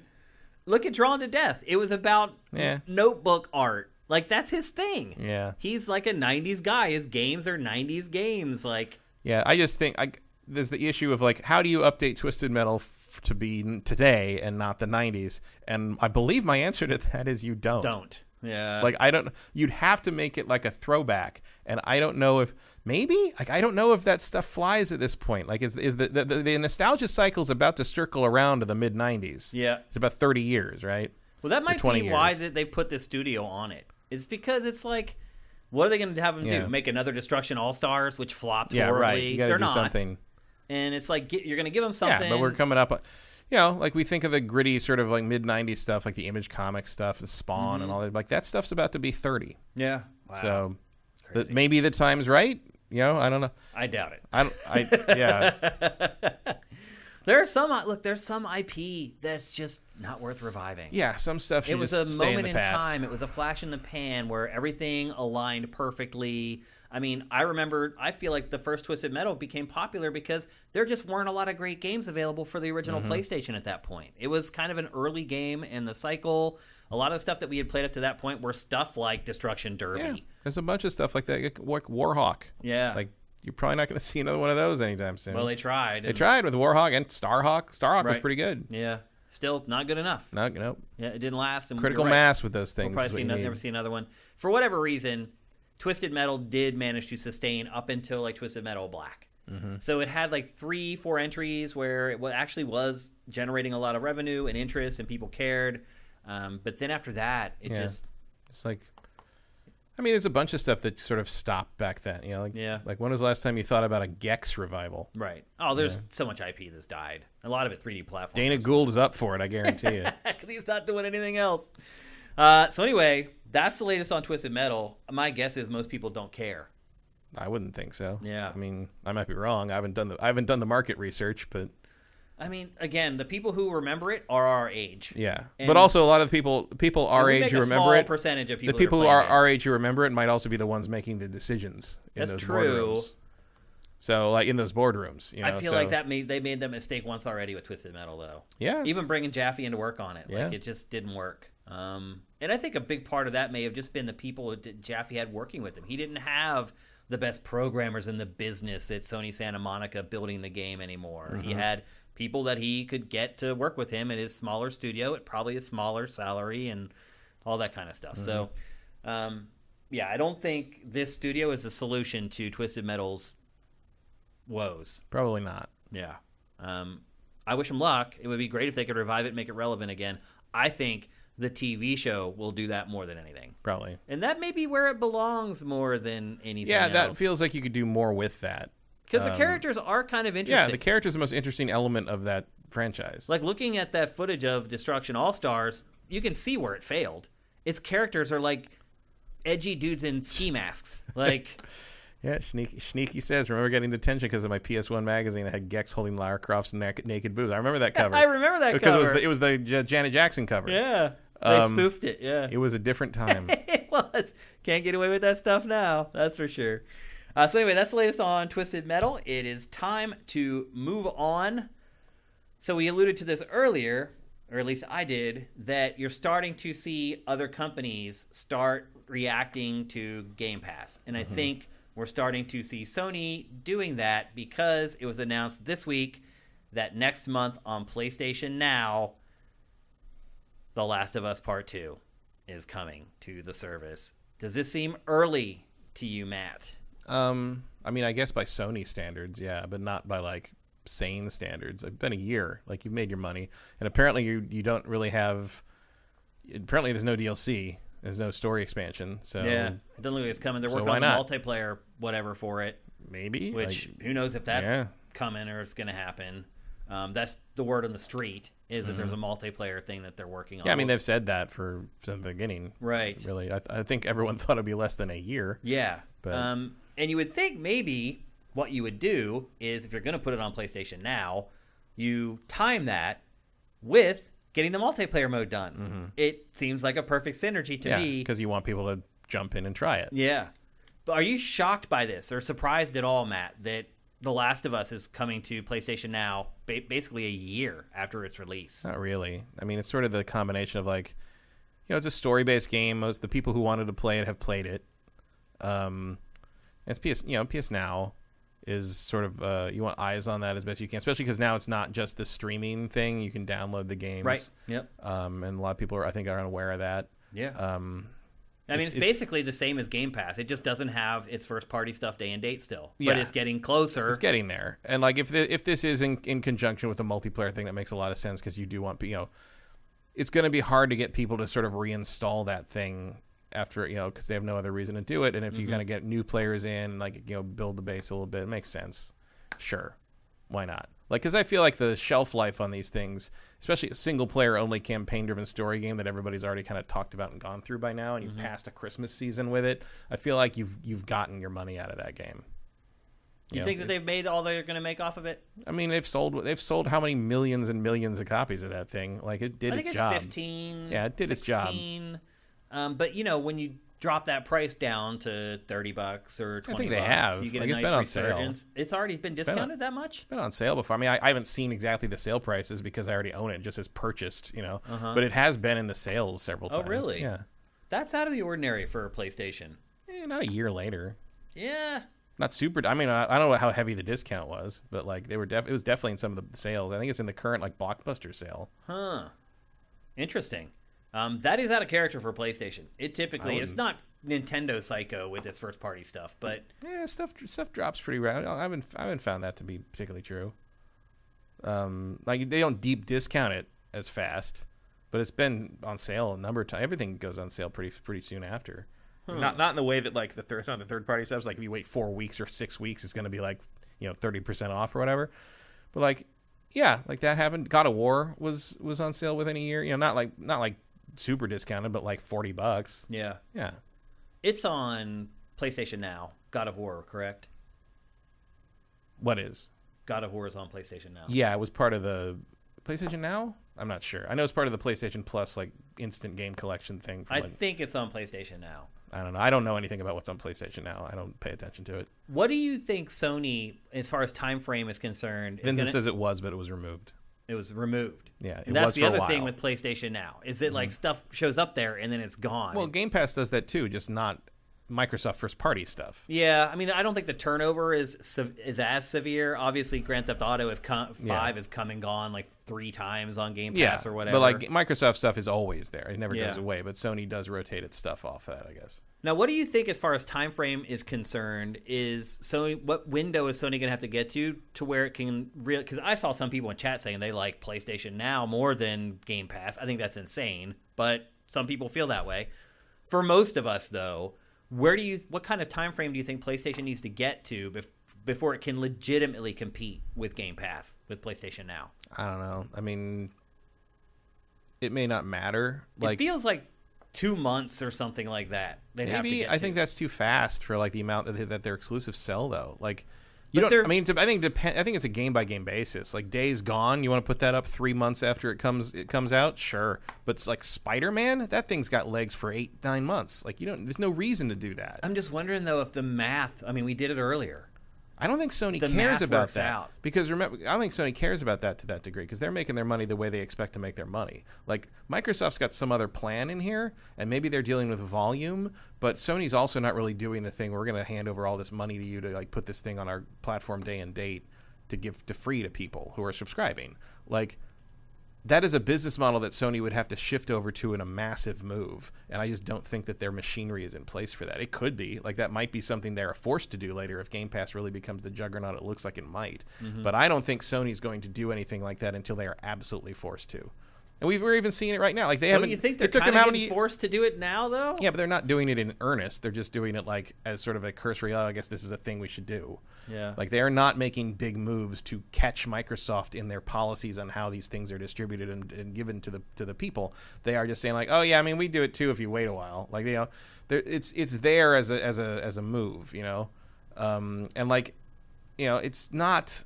Sony doesn't need to do that right now because they are moving copies of things. Mm-hmm. Like and Microsoft isn't. One of the reasons Microsoft had to shift to that model is because nobody gives a shit about what they're putting out first party wise. Well, they had to shift that model because they weren't putting out anything right, first that party too. wise. But that's about to change.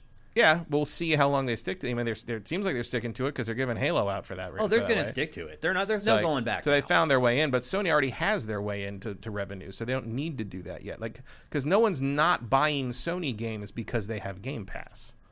No, my point is if you can grow your service and get that recurring revenue, because look at Apple. I don't think Sony's coming Apple at this that, point. It sells a metric ton of iPhones, but it doesn't care about iPhones anymore. It cares about services. Somebody signing up for Apple Music or Apple TV and having that credit card there that gets charged $15 a month every month without fail. That's where everything is going.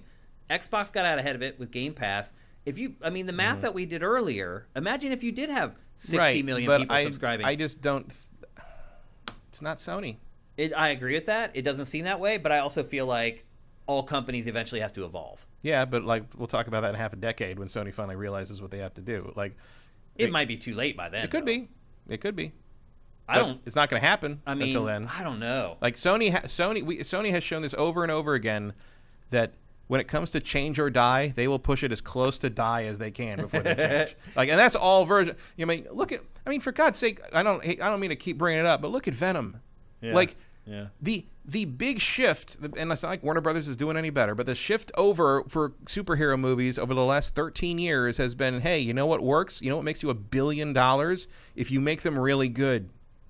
If you put thought into them and thought in the casting and thought into how they all connect together and how they work, and Sony is still just like, Morbius, Madam Web movie, fuck it, Like, Sony doesn't learn this stuff. Sony gets their brains sort of stuck as a company. They get their brains sort of stuck in how we've always done things, and it's not until that thing dissolves under them that they actually move on anything. They've done that over and over and over. I feel like Sony could put their first-party games up on PlayStation Now 2 months after release. I feel like they would still get 80 to 85% of the sales for those games, and I think they could defeat Game Pass. I don't think they would. I think they would lose more revenue than they, because they'd have to shift their business model to force their shareholders to expect a different stream of revenue and a different prediction and flow of it. And I don't think shareholders are willing to do that right now. Well, shareholders Sony's afraid of Sony are way different, though, because they have their fingers in so many pies. They do, but what I'm saying is Sony is also a coward when it comes to stuff like Sony doesn't want to change things. Sony has no interest in changing things. It's a Japanese company. And they want to be able to just go to their shareholders and say, like, this is what we're going to make. We know this is what we're going to make because this is what we've been doing for 15, 20 years, and that's predictable. If we want to switch to this like subscription model and compete directly with Game Pass, that's unpredictable. And Sony is never going to choose that. They're going to have to be forced to choose it. And you're right, they are sort of making little baby steps out in that direction here, but it's going to be years and years, because the thing is, Horizon still, well, it doesn't too late. What does that mean? Because like Horizon's still going to sell 15 million copies. God of War's probably going to sell 20 or 25 million copies. Like, but they're still doing fine. Look at the are they though? Because look at the turnover at the top at PlayStation. How many leaders have come and gone in the last 4 years? Like 4 of them? 3 of them? I don't know. I don't pay attention so to that somebody's anymore. not happy with what's going on there. Some of them are just getting old. But like, I don't know. Like Sony's carved their niche out, and they do. You know, they're kind of doing, in a sense, with Microsoft's move to the Game Pass thing, everyone's become Nintendo. Everyone's doing their own thing. No one's directly competing with each other. Yeah, it's kind of awesome actually. And if Sony can continue to hold that niche, and I don't see why they wouldn't. You know, all 3 of them can just have these different business models, and that's how it's going to work. Yeah. Like, I don't see anything about Game Pass that is going to directly damage Sony. No, it's not going to damage Sony. But I think if Microsoft, and it already is, starts rolling in the money. Right. You're talking about if we ever even know they are, because they don't talk about it. I mean, 30 million subscribers, $500 million a month. Yeah, but we also don't know how many of those people are paying full price. We don't know how many of those people are Ultimate subscribers, which is only $5 a month. Like, it's a lot of money, but like, we'll see where they end up. Beyond that, and and Sony might look at that and be like, oh, that's a good amount of money, but at the same time, the amount of money you'd have to invest to completely shift your business strategy to be reliant on that instead, and then the time it would take to build that up, and where does your revenue go while you're building that up? I mean, but they already have the platform. It's there already. They have the platform, but they also already have the revenue. Like, there's no reason for them to do that except greed. And yes, that is how capitalism works. But what you're missing here is the infrastructure cost of what you'd have to do to reshape Sony to be able to do that. And they don't want to do that because there's going to be a gap there where they're not making the money that they are now. And they might make more money later, but I think the thing you're missing here, and I say this as someone who is involved in a lot of stockholder business stuff, even if it was like 1 or 2 years where their revenue was way down because it was going to be 2 years to rev that engine up. I don't think that'll ever happen. It would because I don't agree with that at all. Well, yes, because they would stop selling as many copies of their first party games because they'd be giving them away day one. But no, I'm not talking about day one. I said that they could put them out a month or 2 afterwards, and they'd still make 85% of what they were going to sell anyway, and then their PlayStation Now subscribers go way up because you're able to play those first party games so much sooner. That's a half step. That's a half measure, and that's not how you do anything. But I think that's what PlayStation would do, because it probably is. But that's a bad thing to do. You either do it or you don't. And PlayStation. But I think they can get away with it because their games are so good. But why bother? Why not just make that money from the extra 15% and call it a day? Like, there's no reason to build this hack infrastructure. Again, it's recurring revenue. PlayStation. They already have recurring revenue from Plus and Now and all. I mean, no, the recurring revenue is third-party licensing fees. That's where the recurring revenue is right now. They don't have recurring. And PlayStation is the worst probably of the big 3 because its games are so infrequent. I mean, we get like a 15 to 20 million PlayStation exclusive.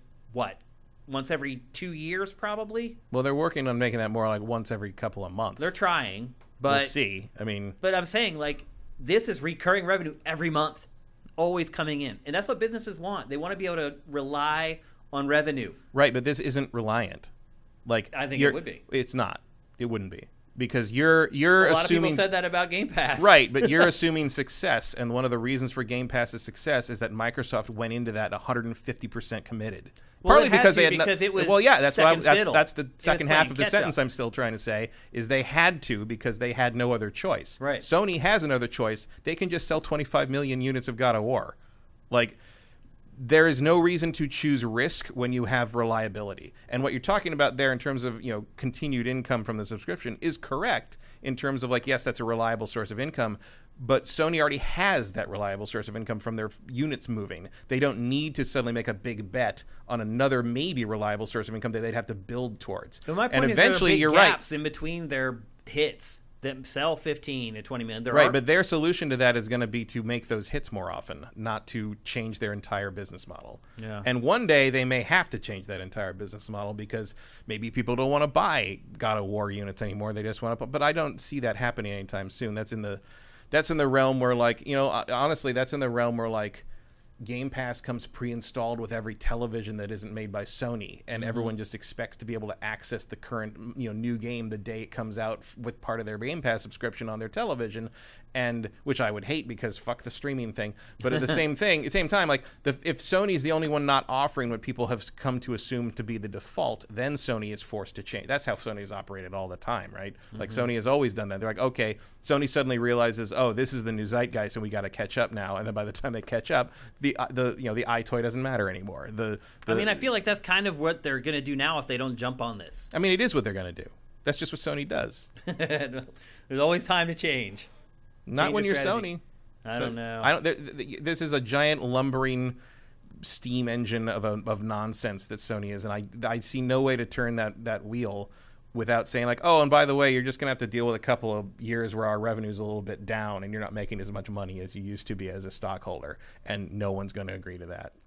Like, that's what they're afraid of. That's what they're afraid of having to say, and it is something they'd have to say. And like, look, if the shareholders were smart and doing long-term investment stuff, as that used to be sort of the watchword of how you invested in stocks, was like, it'll pay off later. Like that was like, hold on to it, it'll pay off later. Not anymore. No, it's got to be now. I need more every year. Yeah. My investments have to pay off better now, better than they did 2 months ago, better than they did 3 months ago. That's always how that was. And Sony can't just, no company really can say like, okay, we need you all to be patient and live with these lean times because afterwards it's going to be even better. No one cares. No one cares. I feel like that's kind of what they're doing right now, though, with their sporadic releases of their big games that come out once every 2 years. But their revenues have stayed pretty steady because they keep growing. Yeah. And I think internally, especially at the high levels, I think Sony sees, okay, one of the reasons we're doing okay in that regard is because when we put the next God of War out, it's going to sell more. Like the stuff that hits gets big and gets bigger when they put another installment out. And like that's sort of the thing that they're looking at and being like, okay, well, that's what we can guarantee as basically our infinite growth. And I think it's a mistake. It probably is. Yeah. But it's also a mistake they are going to make. Like Sony is going to make that mistake. Okay. Like there is no way I don't think there's any way to deviate from their course short of like, well, I mean, this is out of the ordinary. Taking over The Last of Us Part 2 on PlayStation Now this early, that's not what it's I just done don't find this to be that early, really. It's at least inching that direction already. I just don't think it's all that early. It doesn't move the needle for me in that regard. It just seems like, yeah, you're like, okay, I guess we'll do that. And also, I think you're right in that I think it's more a move to try and get people to be interested in the multiplayer. I think I think it's mostly them. Obviously, they haven't announced that yet, but I think it's mostly them setting the table for a no barrier of entry to play the multiplayer. And I wouldn't be surprised if that multiplayer eventually is like a game as a service, just like Red Dead was, where it's this whole, and like GTA Online, whole separate thing. It's this whole separate thing with microtransactions where they can generate a ton of money. Maybe. I have a hard time imagining The Last of Us 2 multiplayer becoming that popular, but yeah, that would be a model they could adopt. I didn't think Red Dead Online would be that popular either. No, or but Grand Theft Auto Online. But I think, but part of that is because they offer like this weird world to wander in, and like this kind of permanent progression, and like there's a social aspect to it. I just, Last of Us 2 is just going to be deathmatch stuff. So. I've not been a fan of Naughty Dog's multiplayer. Neither have I. No, neither have I. I played the Uncharted multiplayer for like 2 days, and my whole group was just like, let's go away. Yeah, we mentioned that last week, and someone on YouTube comments was like, "These were my favorite multiplayer games ever." Oh yeah, some people love it. I mean, I know there's like people that are like, man, you got to play some more multiplayer games. Yeah, I mean, look, tastes of all kinds. Like there are people I know who like just fell completely in love with the the Assassin's Creed multiplayer stuff, and like that stuff was at least innovative. It was innovative, but it was irritating, and like it wasn't good. It was just interesting ideas. I played it for like 3 days, and I was like, my group would basically we would game the matchmaking system to all get in one game on either side of the match, and just like set up the achievement situations for each other. So like we wouldn't even play. Yeah. Earnestly, we'd say, okay, you stand here, and we're just gonna jump down on you over and over till we get the 15 aerial kills we need for this achievement. Now it's your turn. That's what we would do. Like we tried to play it honestly early on, and we're just like, this is so boring. It's agreed. It's not a thing. Yep. And then they stopped doing it, so someone in there agreed to this. Okay, we got to move on. We're going to talk next about something that I totally screwed up earlier, and I started discussing it before I should have. There is a new Ghostbusters game coming, and this is the game that is coming from the Friday the 13th developers, Ilphonic. This seems like a good fit, Matt. Maybe. So, Friday the 13th, if you're not aware, was an asymmetrical multiplayer game where one person played as Jason and then everyone else played as the kids in the camp. And the kids in the camp had to work together to stop Jason. Jason was overpowered. He could walk faster. He could run faster. He could actually teleport, if I remember correctly. He could do a bunch of things that would... One of the Jasons could, yeah. Yeah. And he could do a bunch of things that would offset the fact that there's all these other players playing essentially against him. And while Jason tried to kill all the kids, the co-eds, is what they called them back in the 80s, the co-eds, you were trying to like get a battery for a car and get the car started and get out of there. It was an interesting concept that had flawed execution, I think is probably the best way to put it. Mm-hmm. It was... They were also trying to enter a very crowded genre.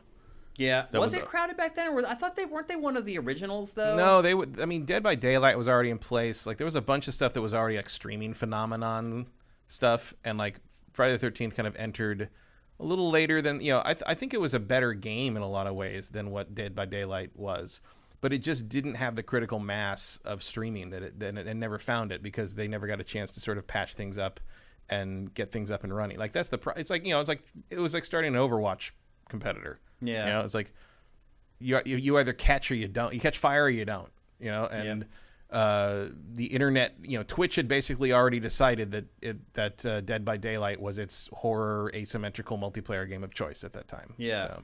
And Dead by Daylight has continued to do well. Oh yeah, and like Dead by Daylight got Daylight got pretty much every license except Friday the 13th. So my big concern with the Ilphonic working on this is that Friday the 13th was janky as get out. Yeah, it was. It ended up running into licensing issues. Like, whoever holds the Friday the 13th license is kind of an idiot. Yeah, that is not untrue. And someone like working with that person ended up becoming a nightmare. And like, I think even they had signed off on stuff and then like changed their mind like later on. It's notorious, and Ilphonic had already built it for the game, and then they're like, "Oh no, we've changed our minds. You're not actually going to be able to put that in." It was a mess, and the game ended up being a mess. It was a thing for like 6 months or whatever, and then it just faded away. The other problem too is the license. Friday the 13th. It's like there's 6 forms of Jason or whatever, like maybe more. There's like 9 of them. There's 9. Yeah. There's like the outer space Jason. Not including his mother. Right. Yeah. But it's like it's all the same character. And so eventually, I don't know, it feels like part of Dead by Daylight's strength is that you can pick all the different killers. Yeah. And they can all be, and look, if you want to sign licensing agreements with, any other horror franchise, you can. You can't because they've already signed up with Dead by Daylight. Right. So. Well, right. But my point was they could sign these licenses and it made sense. Like you couldn't put like Michael Myers from Halloween in Friday the 13th and have it make sense. So you're kind of pigeonholed in what you can do with the game. And again, it was very janky, in a lot of ways broken. You're watching B-roll of it right now. It was... And they were never able to like patch it up and make it what originally was supposed to be. I think there was a period where they couldn't even work on it because there was legal problems. That's right. Like it was just a mess. It was a mess. That's a good way to put it. It's very hard to judge Lucid's output quality by this game because so much of it was not related to game development. I mean, some of the fundamentals of game development were not handled well in Friday the 13th. And that's what gives me pause, because Ghostbusters has actually been handled pretty well in the past already by other studios. Now, there hasn't been an asymmetrical multiplayer take on Ghostbusters, But I think that this property would work well for that because you already have the group of Ghostbusters and you already have all the various ghosts that they're fighting. The Stay Puft Marshmallow Man. How fun would it be to play as the Stay Puft Marshmallow Man and some of the other villains that have appeared in the Ghostbusters franchise? I think it's a good fit as far as concept is concerned. I don't know if the studio is going to be up to the task of making it a great game. I think the concept is there. I think the idea fits within the constructs of the IP. Who knows if the game will end up being a quality product, though? What do you think? I don't know. Do you care about Ghostbusters? I love Ghostbusters. I love the original movie and the cartoon. The cartoon was great. Yeah, it really was. I forgot about that. By J. Michael Straczynski and a bunch of the guys who went on to do Babylon 5, which is now coming back. There's going to be a new Babylon 5 series. That's very exciting. Yeah. So to me, those are Ghostbusters. I hated Ghostbusters 2. Even at the time, it's the first movie I walked out of with my dad and apologized to him for making him take me to it. Wow. And so to me, I thought Ghostbusters 2016 was fine for the most part, not great. The film, the film, the one that drew up all the controversy. Look, it was a Paul Feig movie. That's just what he does. He shoots a bunch of crappy improv and pieces together something that resembles a movie, and that's what we got. That's all it was. And that doesn't work too well in a sci-fi horror effects-driven thing because you really need to plan that stuff out better. Absolutely. But I still like it better than Ghostbusters 2, which is, for my money, the worst direct sequel to something ever made. Wow. As far as something that you liked the initial. As far as something that, as far as a brilliant first thing, I can't think. There's no other sequel that misses why the first one was good harder than Ghostbusters 2. I think I was too young when it came out to even realize how terrible it was. I was 13. I still watched it 15 times or something. I enjoy bits of it. Here's my conspiracy theory with Ghostbusters 2. The only scene I really like in that movie is the one where in the courtroom and the electric chair guys, ghosts escape, and they have the Scolari brothers escape. They have to do their whole thing. That feels like Ghostbusters to me. It does, and I don't know if this is true or not, but I'm pretty convinced that was just a scene they had left over from the first movie script. From the first movie script. Because Winston's not in that scene. Right. And it's just the original 3. And I'm like, this could have been something you just cut out of the first movie because you didn't have anywhere for it to really go. It's and you just dropped it into this and it worked that way. And so because that's a great scene. Yep. So to me, the Ghostbusters brand has been tarnished since 1989. There's no sacred cow here. Yeah. The Ghostbusters stuff has been up and down. There have been some games. I like this game a lot. This was a solid Ghostbusters 3. And they just remade this a couple years ago. Yeah, they did a remaster last year, the year before, and it was fine. It's good. Would you rather have something like this, a more traditional kind of action adventure? I would, yeah. I don't care about a multiplayer Ghostbusters game at all. You don't think it would be fun to play as some of the crazy villains from Ghostbusters? No. I have no interest in that, really.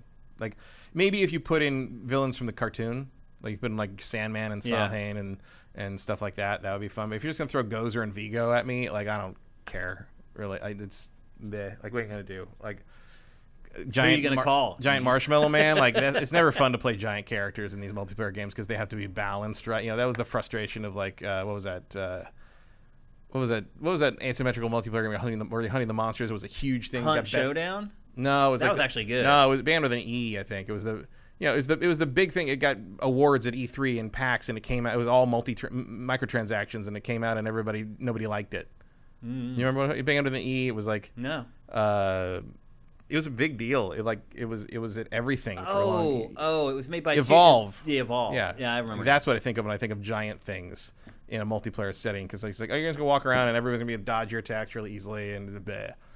No, none of that sounds interesting to me. What foiled that game for me was all the trapping stuff that you had to do. And, and now we're talking about a game where the big thing is you're supposed to trap things. That's true. That's a good point. Because think about it, the main action of There's trapping in Friday the 13th as well. The main action of Ghostbusting is you have to zap them with the beams and you hold them in place over the trap and you pull them down into the trap. Right. Yeah. And Here's the problem with that is not fun to happen to you as a player. Right. If you're the ghost. Yeah. So you need to give them ways out of that. And if you're giving them all these ways to break out of that, that is going to be annoying to the Ghostbusters player. Yeah. So I do not see a situation in which this is just not two teams of people irritating the fuck out of each other. Yep. Vincent brought up a good point too. They also made the recent Predator game. You're not helping. Yeah.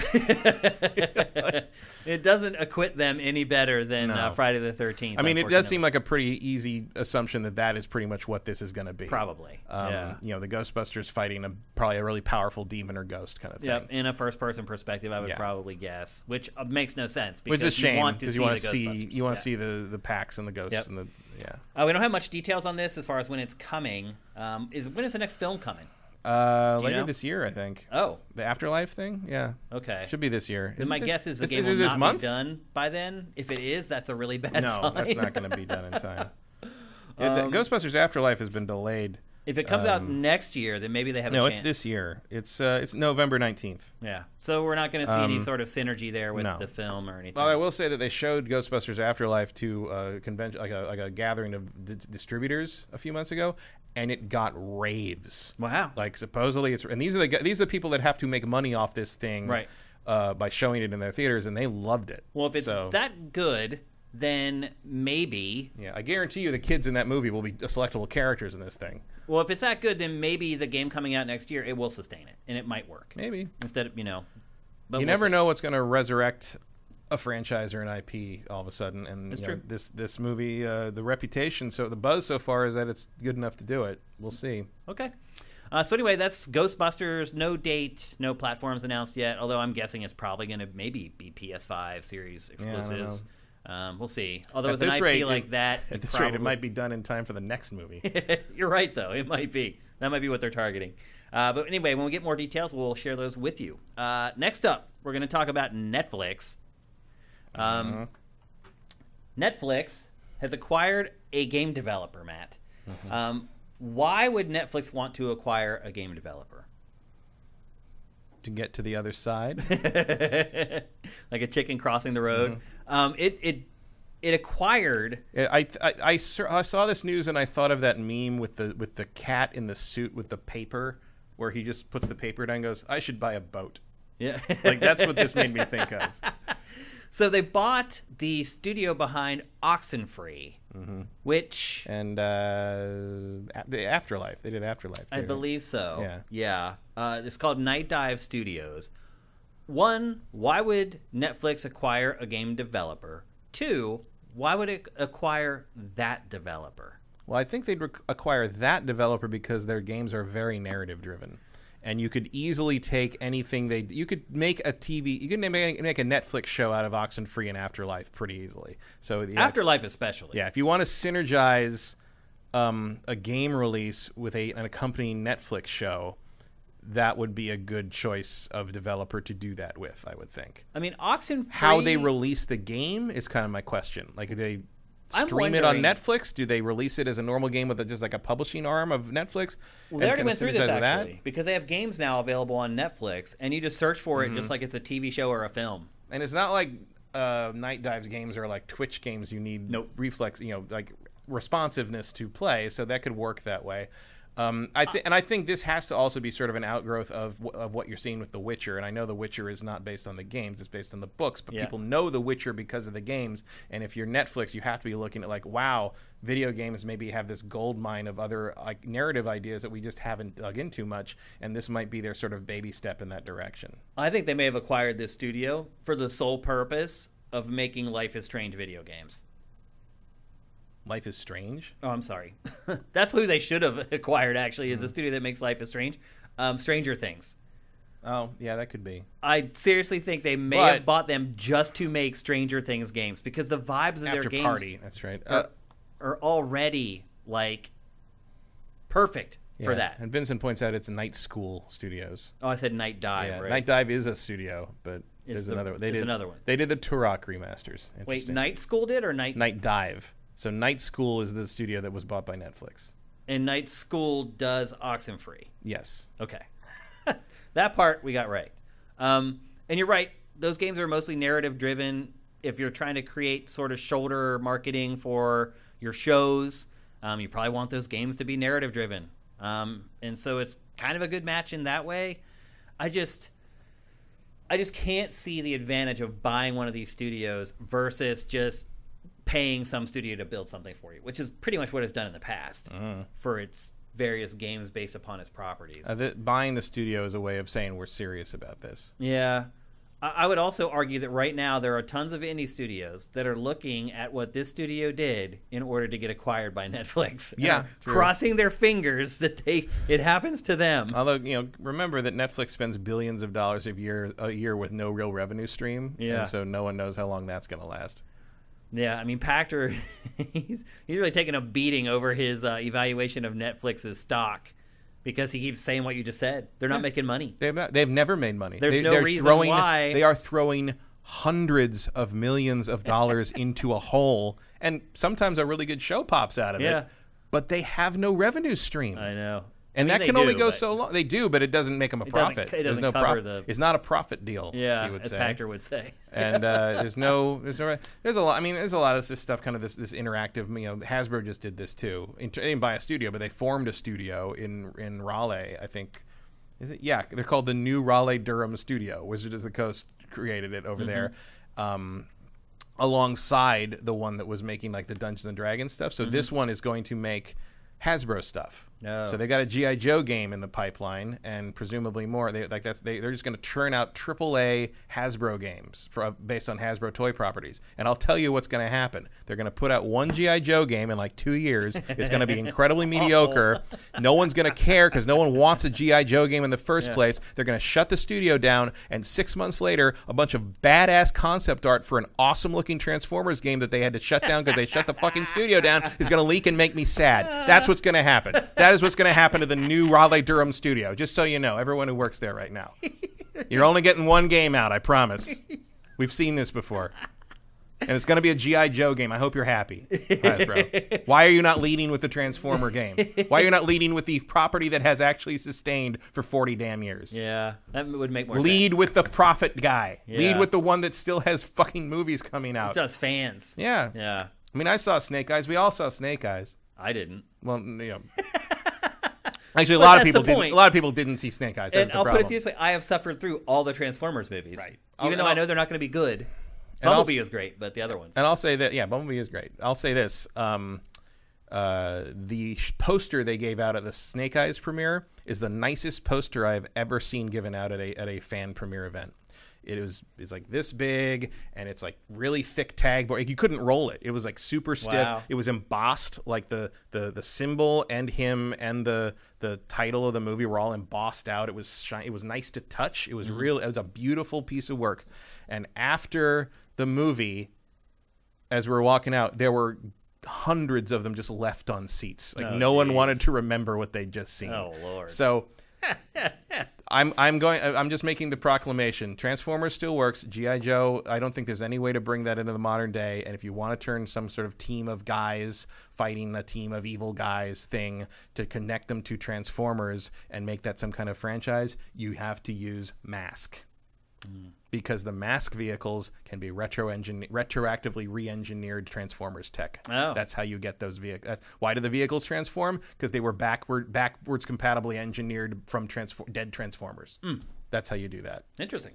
Matt, can we both agree that media companies buying game development studios is generally a terrible idea? I mean, it rarely works out. And for the studio. I mean, it works out, I'm sure, in the short term for the people who profit from it as the owners of the studio. But in generally, you would predict the life expectancy of that company to be pretty short. Yep. Like when I worked at Viacom. And look, I guess you get the people who did that can always just go form another one, right? Yeah. But like, I don't know. Like maybe that's kind of part of the cycle. But like you feel like there's people that got to get left in the dust by that on the more programming, lower level employee side. When I was working at Spike TV and Game Trailers, we had a studio at Viacom that developed the Deadliest Warrior video games. And those poor people, the first game surprisingly did pretty well. Only video game with my name in the credits, by the way.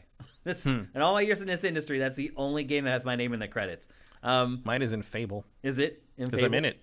You're in it? I won an auction at the first PAX Child's Play auction, or Penny Arcade Child's Play auction, to be a character in Fable. Huh. So there is a priest in the first Fable named after me. I'm listed as a consultant for Deadliest Warrior, because they would email me every week with a new build. I'd play it. I'd send them a little bit of feedback about it. But anyway, first game did surprisingly well, shockingly well. Second game tanked, and then they all were out of a job, and the studio was dissolved. So I have first-hand experience of this. Also, I just felt bad for them, because just the way that they were treated inside Viacom, because they don't get it. They're not a game development publisher. And so their deadlines were unrealistic. They didn't care how bad the game was. There's just all this stuff that happens when you start mixing the mediums. When you have a media company owning a game development studio, it rarely ever works out. So I wish the best to these guys. I hope it does work out. And I think if they really, as I had suggested, are just making games for Stranger Things, they may love it. Well, here's the thing. They may like it there.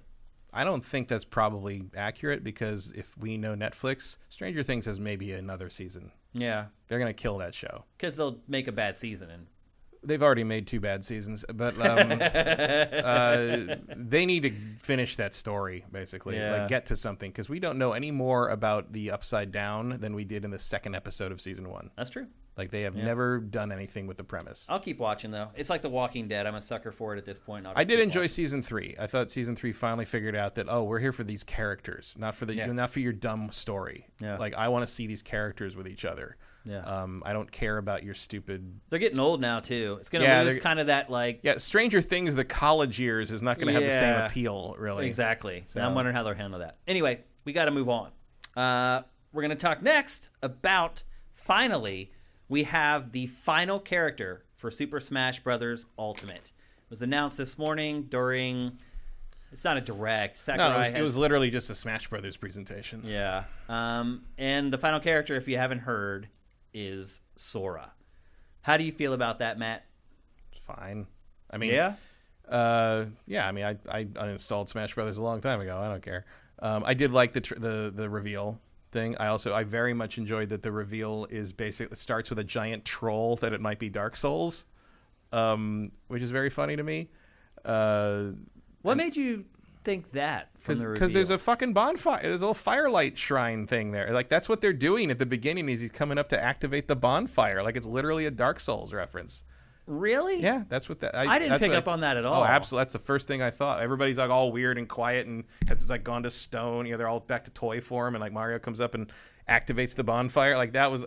I mean, I didn't think that was going to be, but that was. You know, they always like to troll a little bit in some of these reveal things, and that was the troll to me. Wow, I didn't pick up on that at all. I'm disappointed, but I don't care. Yeah, I mean, I haven't played Smash Brothers in like 2 years. How have the fans reacted to this, Matt? It seems to be pretty positive from what I saw. Yeah, they're I mean, okay with Sora's a pretty natural fit for this. See, when I think of Kingdom Hearts, literally the first thing that comes to my mind is terrible combat. Yeah. And so, to me... I mean, the first one, sure. I think 2, Birth by Sleep, and to some degree 3 have good combat. I don't. Yeah. I mean, I think it got passable eventually. No, you need to watch some serious combo videos on that thing. The combat in those games is solid. Definitely. I'm not talking about like if you can pull off an 80-string combo. I'm talking about how it felt to play. Like I thought it just felt like whatever. Like no, I don't agree with that for 2 at all. Or really, or I felt completely disconnected from the combat in that game. No. I will criticize Kingdom Hearts all day. You know that the combat is not a thing I have any issues with. I feel like it has no weight. It's just like you're flailing a paper mache keyblade. Wow. Well, I'm going to disagree with you on that one. I think it sucks. Go ahead. So that my first impression of this was, okay, a game that has shitty combat, the lead character coming into a fighting game. Like, it did nothing for me at all. Kingdom Hearts 2's combat is as good as at least B-tier fighting games. As someone who has done the fighting game combat thing for most of his life. I mean, so have I. I played fighting games since I could barely reach an arcade cabinet. Not to the degree I do. Okay. I'm going to say Kingdom Hearts 2, I mean, some of them are. Kingdom Hearts 1's combat is ass. Like, it is. Very stiff and very weird and clunky and driven by the menu in a weird way, which you know what I'm shocked by? That they didn't do maybe it was too early, but I'm shocked they didn't remake that in some way for those remaster collections. Oh. Like they didn't do like a Mass Effect 1 Look how it says revamp. Sora is finally here. Like, did everyone think he was going to be a character? Sora won the poll 4 years ago. Oh, they didn't announce that until today. That explains it. Sora has been the most wanted character for Smash Brothers forever. Really? Yeah. I never knew that. Because remember they announced Bayonetta won that poll? Yeah. It wasn't true. So really? So they said that today. Like, so what happened was that was Iwata's decision. Apparently, wow. Was basically. Bayonetta was high up there, but Bayonetta was the top character they could do, like feasibly. they could get, like they could feasibly get, because they didn't. As far as licensing, like they didn't even want to touch Disney stuff yet at that point. And this is what I was referring to earlier in the show when I said there's things that are always happening behind the scenes. They've been working on getting Sora for like 5 years. Jeez. Like this has been a long time in coming. But, like, yeah, they specifically decided not to announce who the real winner of that poll was because they knew they couldn't get him then.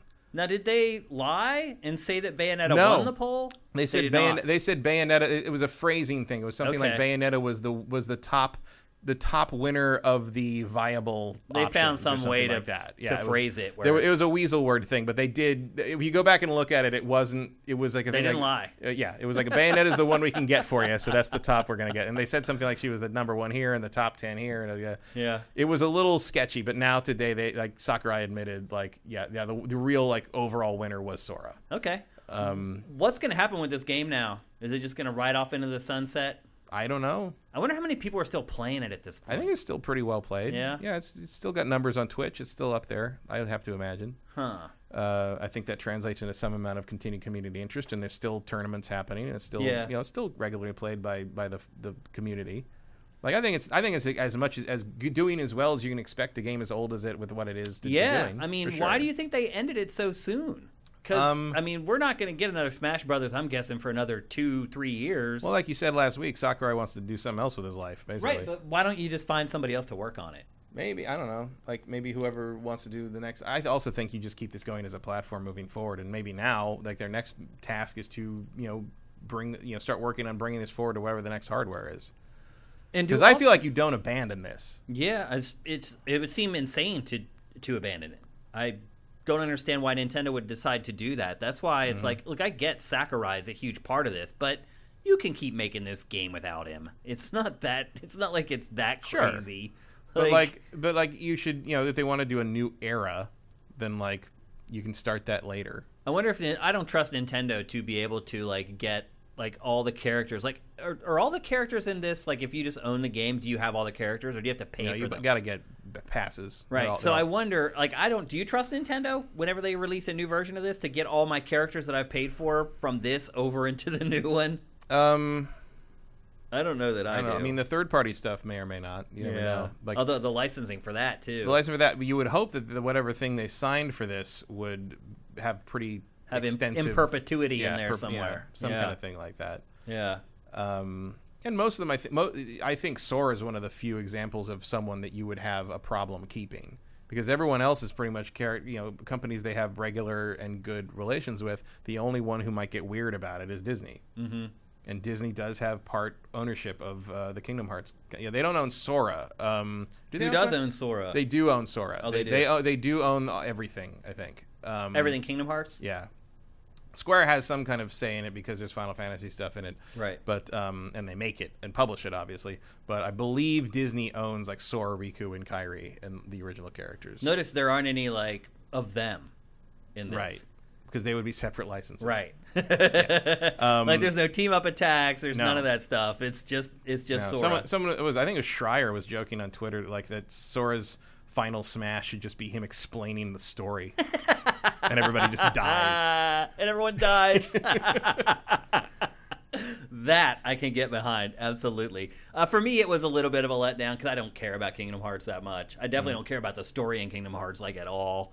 I do care about Kingdom. I mean, I wish Kingdom Hearts was better than it is, but I do like it, and I have enjoyed it. And I'll admit, like that, the music they played in the trailer from the, that's the opening of the original Kingdom Hearts. Like that still gets me. I dig it. I'm into it. It was cool to see, the Keyblade pop up, and Kirby looks adorable with the Sora hair. Yeah, and the little like Keyblades. That's what I forget. That's always a component of it too. How do the other characters interact with the new character? It looks like he's got pretty much every look you'd want. He's got his, the looks from the 3 main games. He's got the black and white, rubber hose animation, Steamboat Willie look. Like this, they're doing it up. I've never been a big Smash player at all. Not neither. ever. Even the N64 one, like I played it a fraction of what played most the people N64 did. and Melee a fair amount, but like Melee is the one I played the most. I think that most people played Melee the most. Which is weird. Melee is still the most popular one. Because the GameCube did not sell it especially well. No, but everybody loved Melee. Yeah. I think a lot of people bought it just for Melee. Yeah, I think most Smash Brothers players would say that Melee is still the best one. Yeah, but this one is well regarded, but I don't know. I don't know if it's surpassed Melee in most people's views. Well, what I was getting at is I never played it that much. I've never been a huge fan of it, but I still feel this tinge of sadness today. I don't know why. I mean, Smash Brothers ain't going anywhere. There's gonna be more. I mean, it's gonna go off the radar now for a while. A little bit, but like they'll be back. They'll be back. Like, I don't know. I'm not going to ruin it, but one of the questions for this round of Pachter Factor is, like, when is Nintendo's next platform coming out? And based upon Pachter's answer to that, and he explains it in detail, and I tend to agree with him, it's going to be a while. Mm-hmm. There's no reason. What? There's no reason for it. For what? A new platform. Like, it's still selling fine. They don't need to do that. Yeah. So I really think it's going to be I wish they would, because I'm tired of playing these, like, janky, choppy mobile looking games. Yeah, like they don't have to. They don't need to. Yeah. And so I think it is going to be a while till we get another Smash. Yeah. And so I think the tinge of sadness isn't for me. I think it's for the fact that I know there are so many people that love it. Yeah, but there'll still be balance patches and like tweaks and things happening. And like this just means that everybody knows what the roster is and people can just dive into everything. Mm-hmm. People can just dig through this thing and figure out everything. 80 some it's playable characters. Yeah, there's years and years and years of tech to discover in this thing. I don't think anyone's gonna run out of stuff to do in Smash Brothers Ultimate. Okay. All right, we're gonna move on to the last topic of today's show. And some of you guys may have joined late and you're like, wait a minute, how are you wrapping up the show already? The show's shorter today because Matt and I are going to record a deep dive on Far Cry 6 to go up at embargo tomorrow morning. So we got to cut GameFace proper a little shorter this week. We're still going to do Name That Game, so don't go away. And our last topic, we're going to wrap up Tokyo Game Show. Such as it is. Such as it were. Matt, in fact, let me grab this really quickly. You can show that picture? So I can show the people, what Tokyo Game Show has become. I have it here in the TriCaster. Just got to grab it and bring it up. Or actually, I do not, unfortunately.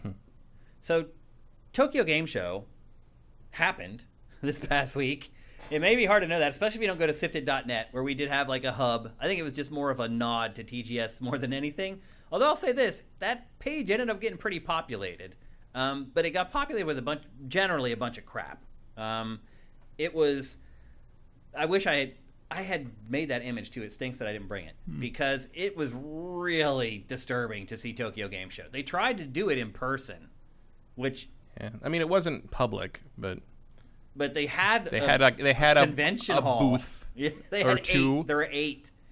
There were 8 booths total, all in one room. They didn't even fill up the room. No, not even close. I wish there was a wider shot of the whole room, the whole space, because we've been there, and that is a tiny fraction of it. Yeah, I mean that room is gigantic, and the photo just shows the booths. You don't get to see the empty space. Yeah, like I want a picture from the little balconies up top on the far end of this, where you can barely see that there's things on the other side. Yeah.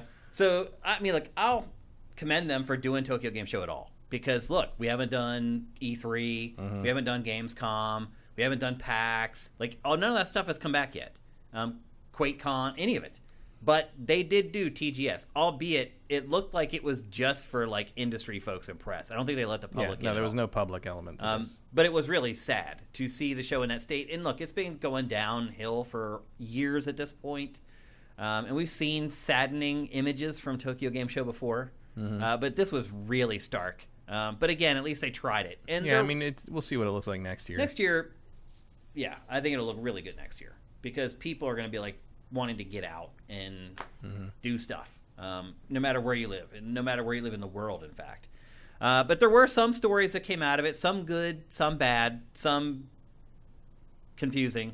The biggest one, I think, Matt, was that Konami announced that it is going to create original games in the Metal Gear, Silent Hill, and Castlevania franchises.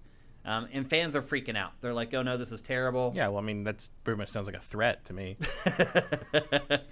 Because we remember Metal Gear Survive. I mean, Konami tried to make a Metal Gear game without Kojima, and it ended up being this weird, like, multiplayer spin-off thing that was hardly even a blip on the radar. Rejected by fans, and rightfully so. It was bad. Yeah. It wasn't very ironically titled. What? Very ironically titled. Because it needed to be decent to survive, and it did not. It was not decent.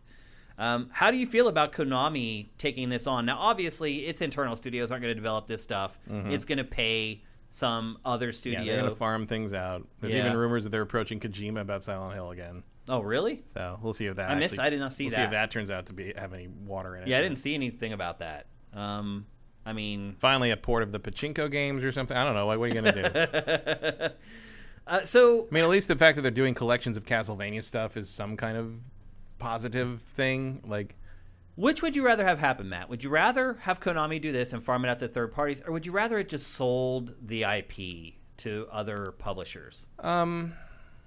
I would rather they just sell it off, and whoever's interested can buy it. Like, to be honest, I'm not I don't care about Metal Gear. I haven't cared about Metal Gear for a very long time, even before Kojima left. 3 got me close to not caring, and 4 sealed the deal. I liked 4. And then I played 5, yeah, and it was okay. Like, none of it ever reached the heights of 1. No. Of Metal Gear Solid. Like, that was always the one that was like, oh, wow. He shot his shot. Yeah. It seems like it's like they always say with bands, like their first album, a band's first album is all the songs that they have written, all the things that they've experienced through their entire life. Yeah. All goes into that album. Yeah, in this case, his first 3D game. Right. You know, Kojima had all these ideas and finally got to make it as cinematic as he wanted it to be. Yeah. And it all goes into that album, and then you have 2 years to make the second album.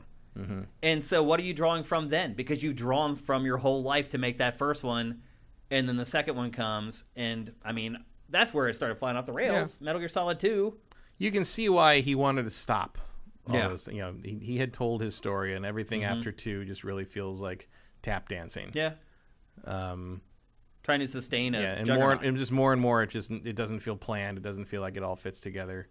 Do you think Kojima would want the Metal Gear IP back? No, I think he's got to have other things to do at this point. Like, people are like praying that like he buys it or whatever, or they get his studio to make it or whatever. Why would he want to do another one of those? He's wanted to stop doing it since 2. Right. Yeah, like, I don't see it either. Let the man live his life. Let the man make what he wants to make. I do agree with you, though. I don't trust Konami as far as I could throw with my left arm. Like, and I'm right-handed, by the way. Yeah, I don't know. Like, I got like Silent Hill. I mean, I don't know who would make a good Silent Hill game at this point. Bloober Team.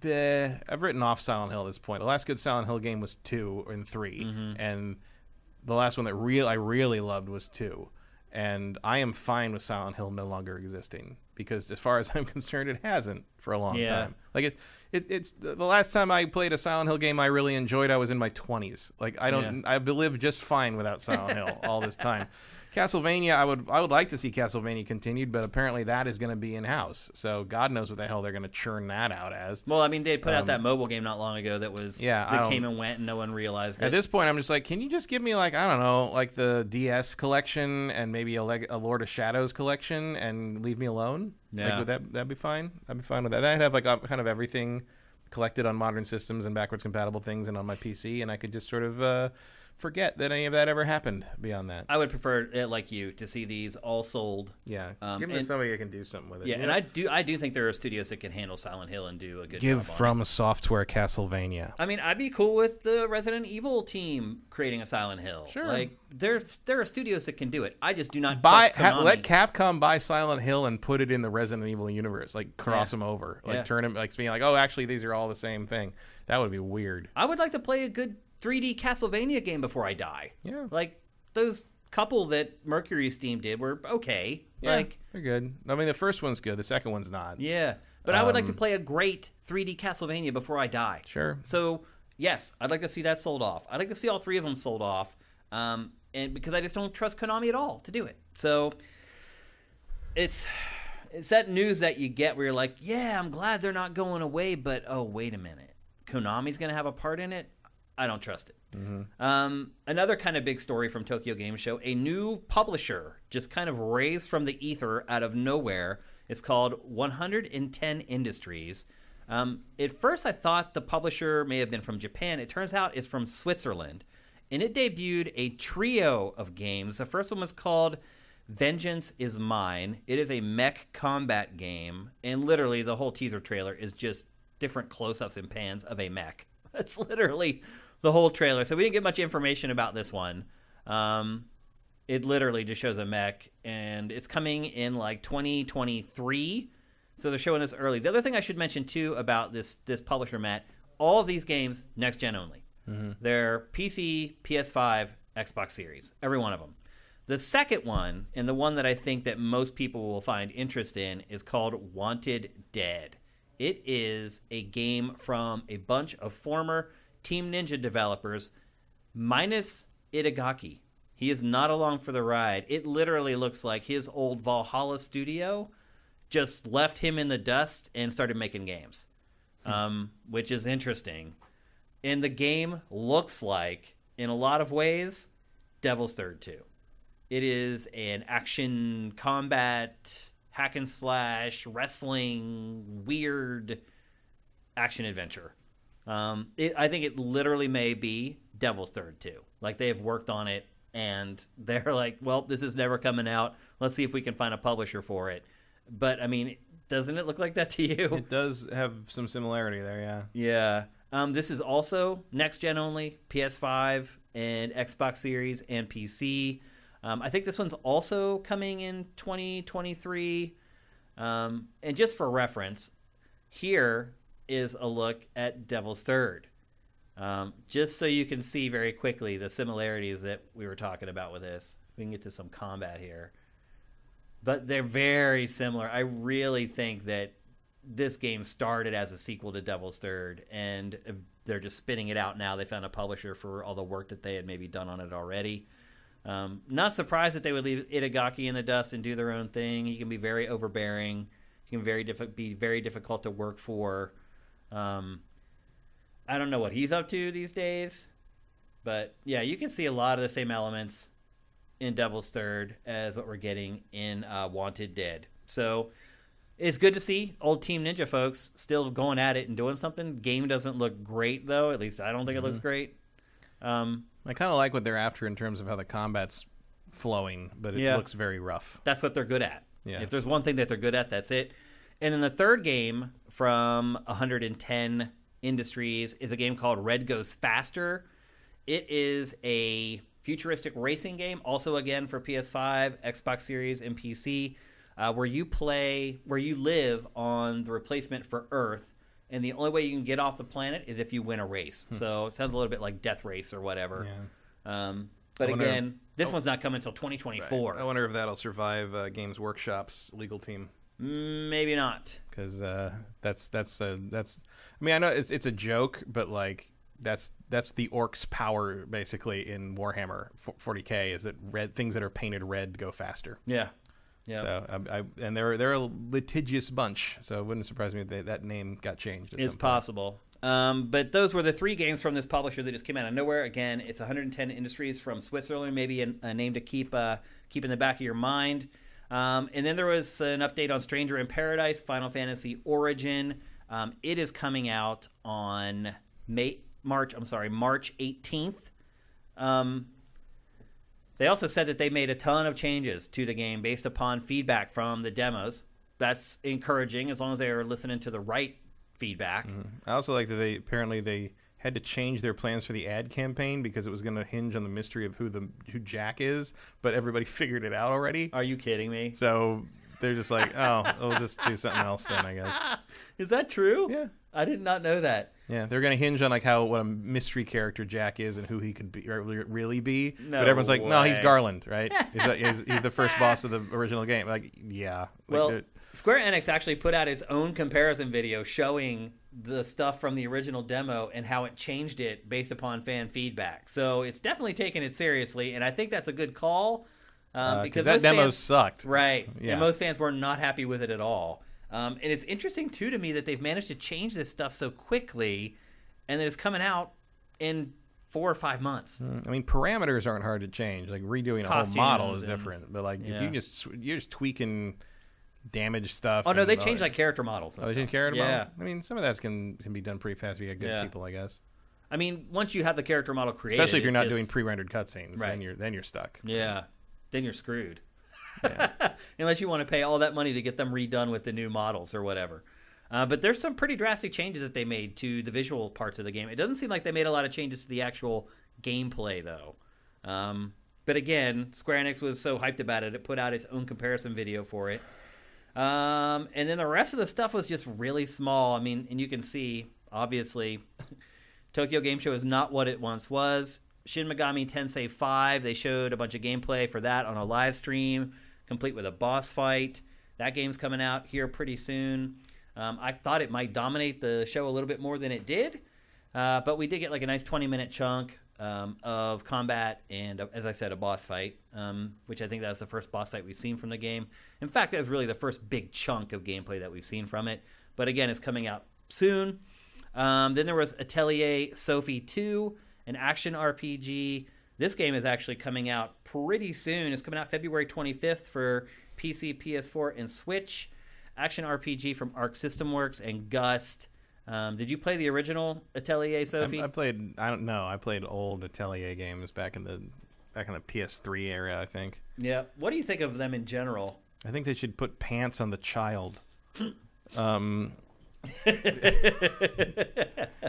I don't know. Like, I like the concept of, because a lot of them used to be, I don't know if they still are, but a lot of them like kind of being like alchemy focused and things like that. Well, some of the subtitles were like alchemist, blah blah blah. Yeah.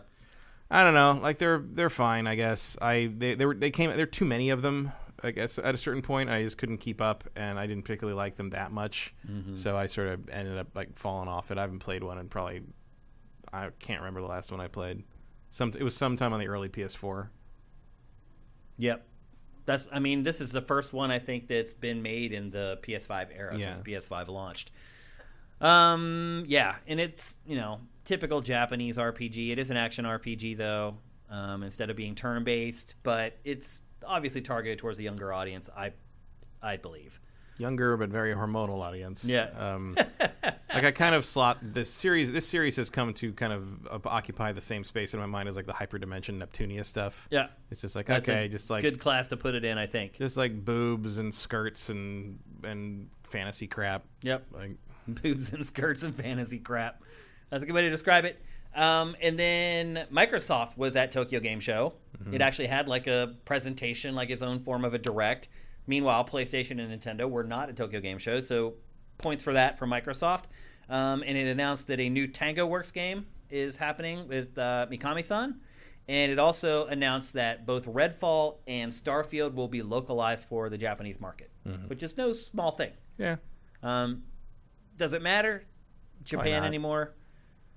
Probably not. I feel like Xbox should just give it up. Like, it's just. I mean, you still why do they keep trying? You still got to put stuff out, I guess. I guess, like, I don't know. I'm surprised that they're going that far, especially with like Starfield. Starfield, I feel, has some potential. We'll see. I mean, I'm just saying the localization and everything. That's a lot of work for a narrative-driven game like Starfield. So. Yeah, but it's kind of a good faith move, I guess. Yeah, and it is the thing that they think is going to be their next big mega hit. Yeah. So if you're dealing with something you think has the potential to be the next Skyrim, go ahead and localize that sucker. The other thing too to keep in mind is that Game Pass may finally be Microsoft's ticket into Japan, because people there have stopped playing console games for the most part. They're all playing games on their mobile phones, and Game Pass works on mobile phones.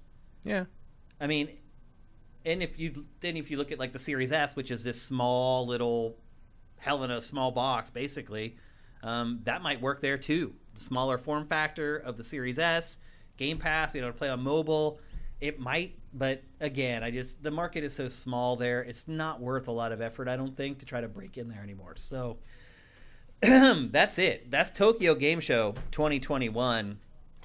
It's it is what it is. Again, I admire that they tried to make it happen, but they may have been better served to just do it remote again, let the publishers put up whatever stuff they wanted to put up under the TGS 2021 banner, and come back next year. because, I mean, they just basically flush all that money down the toilet of having it at Makuhari Messe. There's really no reason for it. So, again, admire them for their guile in actually having a show, because no one in the West has done that yet. And their numbers there are bad. So I guess they figured if they could do the Olympics, they could do TGS. Yeah. Maybe that was part of their thinking. I forgot that happened. Yeah. I didn't watch a second of the Olympics. I did watch like table tennis, a few things, but not a lot. Yeah, I don't think most people did. The ratings. Usually I do. The ratings were terrible. Yeah, you weren't alone on that one. All right, it's time for Name That Game. For those of you who don't hang out with us every Tuesday at 1 p.m. Pacific, 4 p.m. Eastern at twitch.tv/SiftingGames, Name That Game is a game that we play where you guys compete against Matt Kyle. I will give you a series of clues, and the objective is to guess the name of the game. Shocker, I know. The clues start out very obtuse and become more obvious as we go. You're probably sitting there saying, but wait a minute, Matt's there. It's not fair. We're on chat, and it's delayed. Well, that is not a concern, because I give the chat all ties, and I'll give you guys a few beats after Matt answers to see if your answers come in. So we err on the side of caution for the chat. If you win a 6-pack of stickers. I did see a 6-pack of sifted stickers. I did see somebody ask in the chat last week if we sell those. We do. If you go to sifted.net/store, you can actually buy the 6-pack of stickers. I think they're $8. So if you just want to buy them instead of trying to win them fair and square against Matt, you can do that. But we'll send them anywhere in the world. So no matter where you live, we will send you the stickers if you beat Matt Kyle. Let's see. Let me get everything queued up here. Let me get the chat up so everybody can see if they answer before Matt. And I have 5 clues for this game. And I know by the 5th one, you guys will get it. I know at the very least Matt will get it by the 5th one, guaranteed. So here we go. The first clue for Name That Game. Let me get the sound up here so I can get the sound effects going. The first clue is a storm's a-brewin' in this action RPG. A storm's a-brewin' in this action RPG.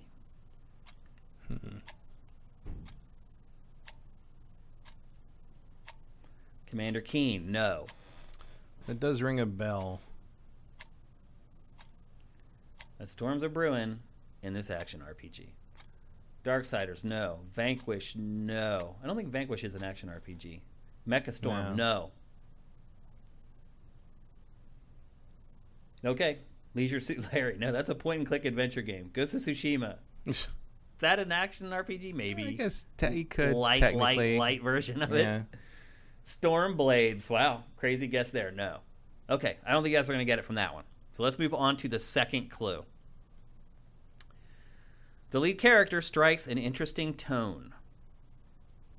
The lead character strikes an interesting tone. First clue, a storm's a-brewin' in this action RPG. Second clue, the lead character strikes an interesting tone. Sacred, no. Bard's Tale, no. The Witcher, no. Let me take down the graphic from the prior topic. Wind Waker, no. Rise, no. Alundra, no. That's a pretty good guess, though. Heroes of the Storm. That's not an action RPG. It's a MOBA. Brutal Legend. Okay, people. The action RPG. It's an action RPG. Skyrim. At least that's an action RPG. Okay, I don't think you're going to get it from that one either. This one, I think, might give it away, though, so be ready. Third clue. The genie is definitely out of the bottle in this PS2 exclusive. The genie is definitely out of the bottle in this PS2 exclusive. And I'll reread the first 2 clues. A storm's a-brewin' in this action RPG. The lead character strikes an interesting tone. Yeah, I should know it, but I don't. The genie is definitely out of the bottle in this PS2 exclusive. Kingdom Hearts, no. There it is. Dark Cloud? Yep. Andy T. Monahan got it. Dark Cloud is the winner.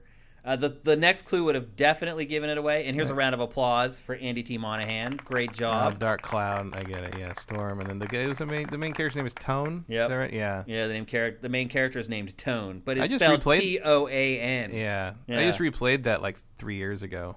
The fourth clue was going to be its city building elements took things Yeah. to another level at the time. Game developed by Level 5. Yeah. And then the final clue was PlayStation's response to Zelda was much darker. And I think you definitely would have got it by that. So there you go. I forgot there was a genie in that game. Yeah, that's the main bad guy is a genie. Yeah. And then there's like the crazy city building stuff in there. I like that game in part because it reminded me of ActRaiser. Yeah. Like there was a similar element to that. Although the second one is way better. Yep. Here's a tip though, by the way. Whoever guessed The Witcher, chances are most of the games I pick for this are not going to be like smash hits. Yeah. I'm not Or gonna, like recent. Yeah, or recent. Most of them are going to be retro games or whatever. Granted, the first Witcher was not a smash hit or recent, but like, I get what you're saying. Yep. So there you go. That's Name That Game. Andy T. Monahan, send us a DM. You can send it here on Twitch. You can send it on Patreon. You can send me a DM on Twitter. I'm at Dinfire. You can send me a direct message on sifted.net where I'm at Shane. However you can get to us, get to us. Make sure you include your full name, your full address, and we'll get those stickers out to you immediately. Congratulations, and I'll give you one more round of applause for winning, because beating Matt at this is not easy at all. All right. To be fair, I think I've only won one. Is that true? Yeah, the Darkness. Yeah. You don't have Google. Yeah. But to see, that's so the one clue was tone, and you know people are going to go, but it's spelled Toan, so it wasn't going to help them. It's very hard to write these clues. You have to think about all this stuff. Like, what are they going to do with Google when you give them the clues? So anyway, that one actually made it to the third clue, so I'll take it. I knew PS2 exclusive might be the thing that sort of broke the bow. But these people, look, it's all about giving out stickers. Let's be honest. Like, I would prefer if they win every time, because I just want to give stuff away to our awesome supporters. And I don't expect you to win, because they have all the resources in the world. You have to sit there with a piece of paper and try to figure it out. So they should win every time. But you're really damn good, and that's not necessarily going to happen. So there you go. All right, we'll answer a couple questions for Q&A before we go. And then we have to say au revoir so we can work on our Far Cry 6 deep dive. Let's see. People subscribing with Twitch Prime. Let me bring it up. I'm like twisted in knots here. People subscribing with Twitch Prime. Texture Glitch, thank you for Twitch Prime. Derek D111, thank you for Twitch Prime. You guys are awesome. And if you can, always try to hold those until the end of the show so I can recognize. I did see a few people do it in the middle. We'd like to thank you guys when you do that. So if you can always remember, and if you can hang out, make sure to try to do it at the end when we can recognize you guys. Commander Fett, what games do you like to play to get in the holiday spirit? Do you want to get in the holiday spirit, Matt? Oh, I think October. that's the first thing you have to assume, is that you want to get into the holiday spirit. I mean, there's games that remind me of Christmas time, I guess. Yeah.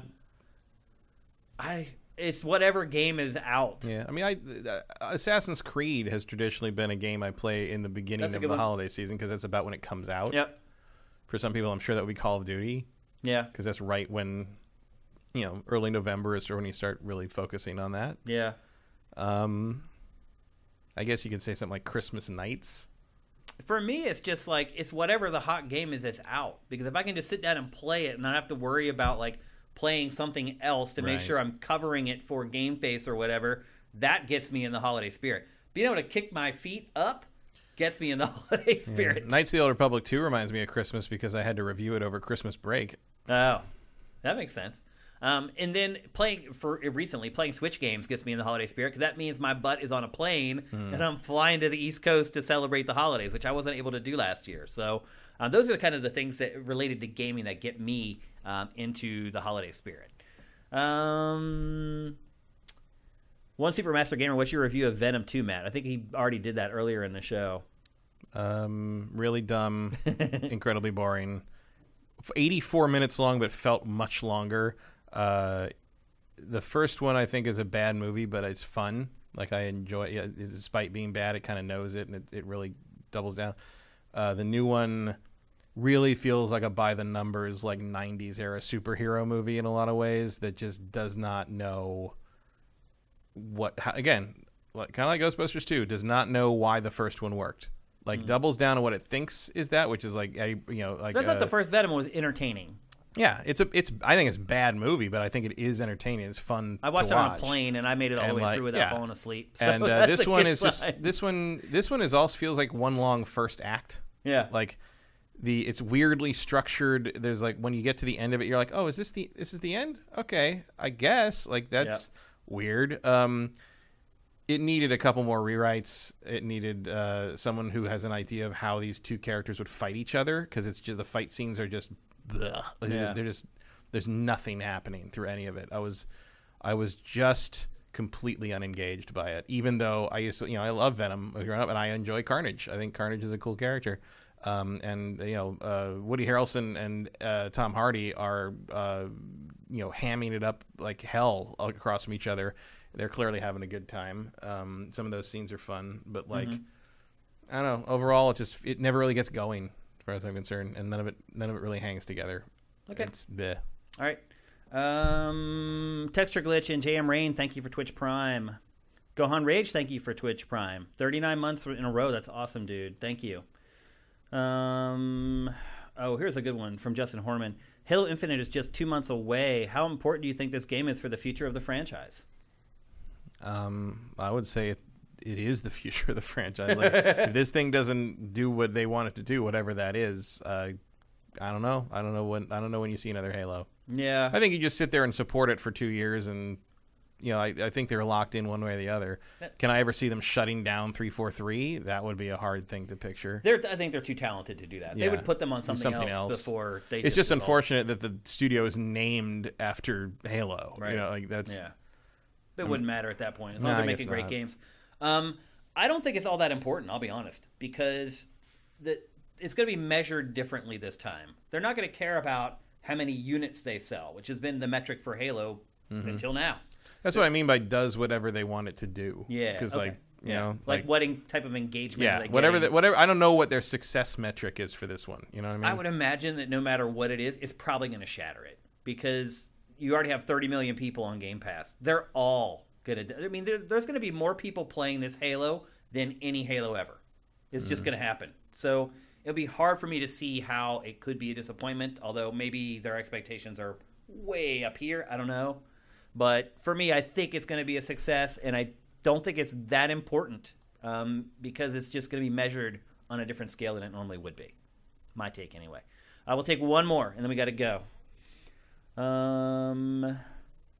Sneaky, we'll take one from you, bro. With Forza being the pinnacle of motorsport, quote unquote, do you think it's time we got bikes? They have buggies, hovercrafts, all sorts, just not bikes. I think they'd be great. Do you like motorcycle racing games in general, Matt? No. I don't either. I think it's a completely different thing from cars. It's hard. They can't ever seem to get the physics of it right. Yeah. The handling of it right. It's always this you're basically thing where, making the another bike's game. Going like this. You're basically making another game at that point. Yeah, I just don't like that you're not protected and it's very easy to get thrown off the bike and blah blah blah. I enjoy riding motorcycles. I have my entire life. In a video game, I do not enjoy it. No, I don't think bikes have a place in Forza. Yeah, I don't think they fit either. Unfortunately, sorry, Sneaky. We still love you, bro. I wouldn't be opposed to seeing Turn 10 or somebody take a shot at a bike game. Yeah, if they just from scratch. Yeah, but I don't want to play that in Forza. Yep, I agree with that as well. All right, that's going to do it for GameFace episode 273. We didn't quite get it into 2 hours, but we did pretty well, and it'll leave plenty of time for Matt and I to have a good discussion about Far Cry 6. Again, keep an eye out for that early tomorrow. In fact, you'll probably get this and our discussion on Far Cry 6 at like the same time. I'm going to be up late tonight, but it'll all be worth it for you guys. Let's see if there's any housekeeping. Nope. Ask Shane, not this Saturday, but next Saturday. So you don't have to worry about that. New Pactor Factor, I just want to say thank you to all you. You guys asked great questions this round. In fact, for the first time in a long time, the bulk of the questions came from Sifted.net. Now the YouTube people have kind of started slacking on asking questions for Pactor Factor, and you guys asked great ones. So we have great rounds of Pactor Factor coming up. But yeah, look for our Far Cry stuff tomorrow, right around the same time we normally publish GameFace. Pretty excited for that. It will be a deep dive, which means it'll be full 1080p, 60 frames a second, crispy, crunchy footage. It should be awesome, and I know Matt and I are going to have a great discussion about it. So we'll be back here next Tuesday, and we're here every Tuesday at 1 p.m. Pacific, 4 p.m. Eastern at twitch.tv/siftedgames. If you're watching the show on YouTube, hook us up with Twitch Prime, or better yet, head to patreon.com/sifted and give us a pledge. At this point, how long have you been watching GameFace? 4 or 5 years? Isn't it time to help a brother out? I mean, come on. It's like we give you 3 hours a week for free for 5 years. It's time. So head to patreon.com/sifted. Hook us up. We need it. Our Patreon is way down at this point, and we appreciate every single dollar that we get. In the meantime, you should follow me on Twitter at Dinfire. Follow Matt at MKyle.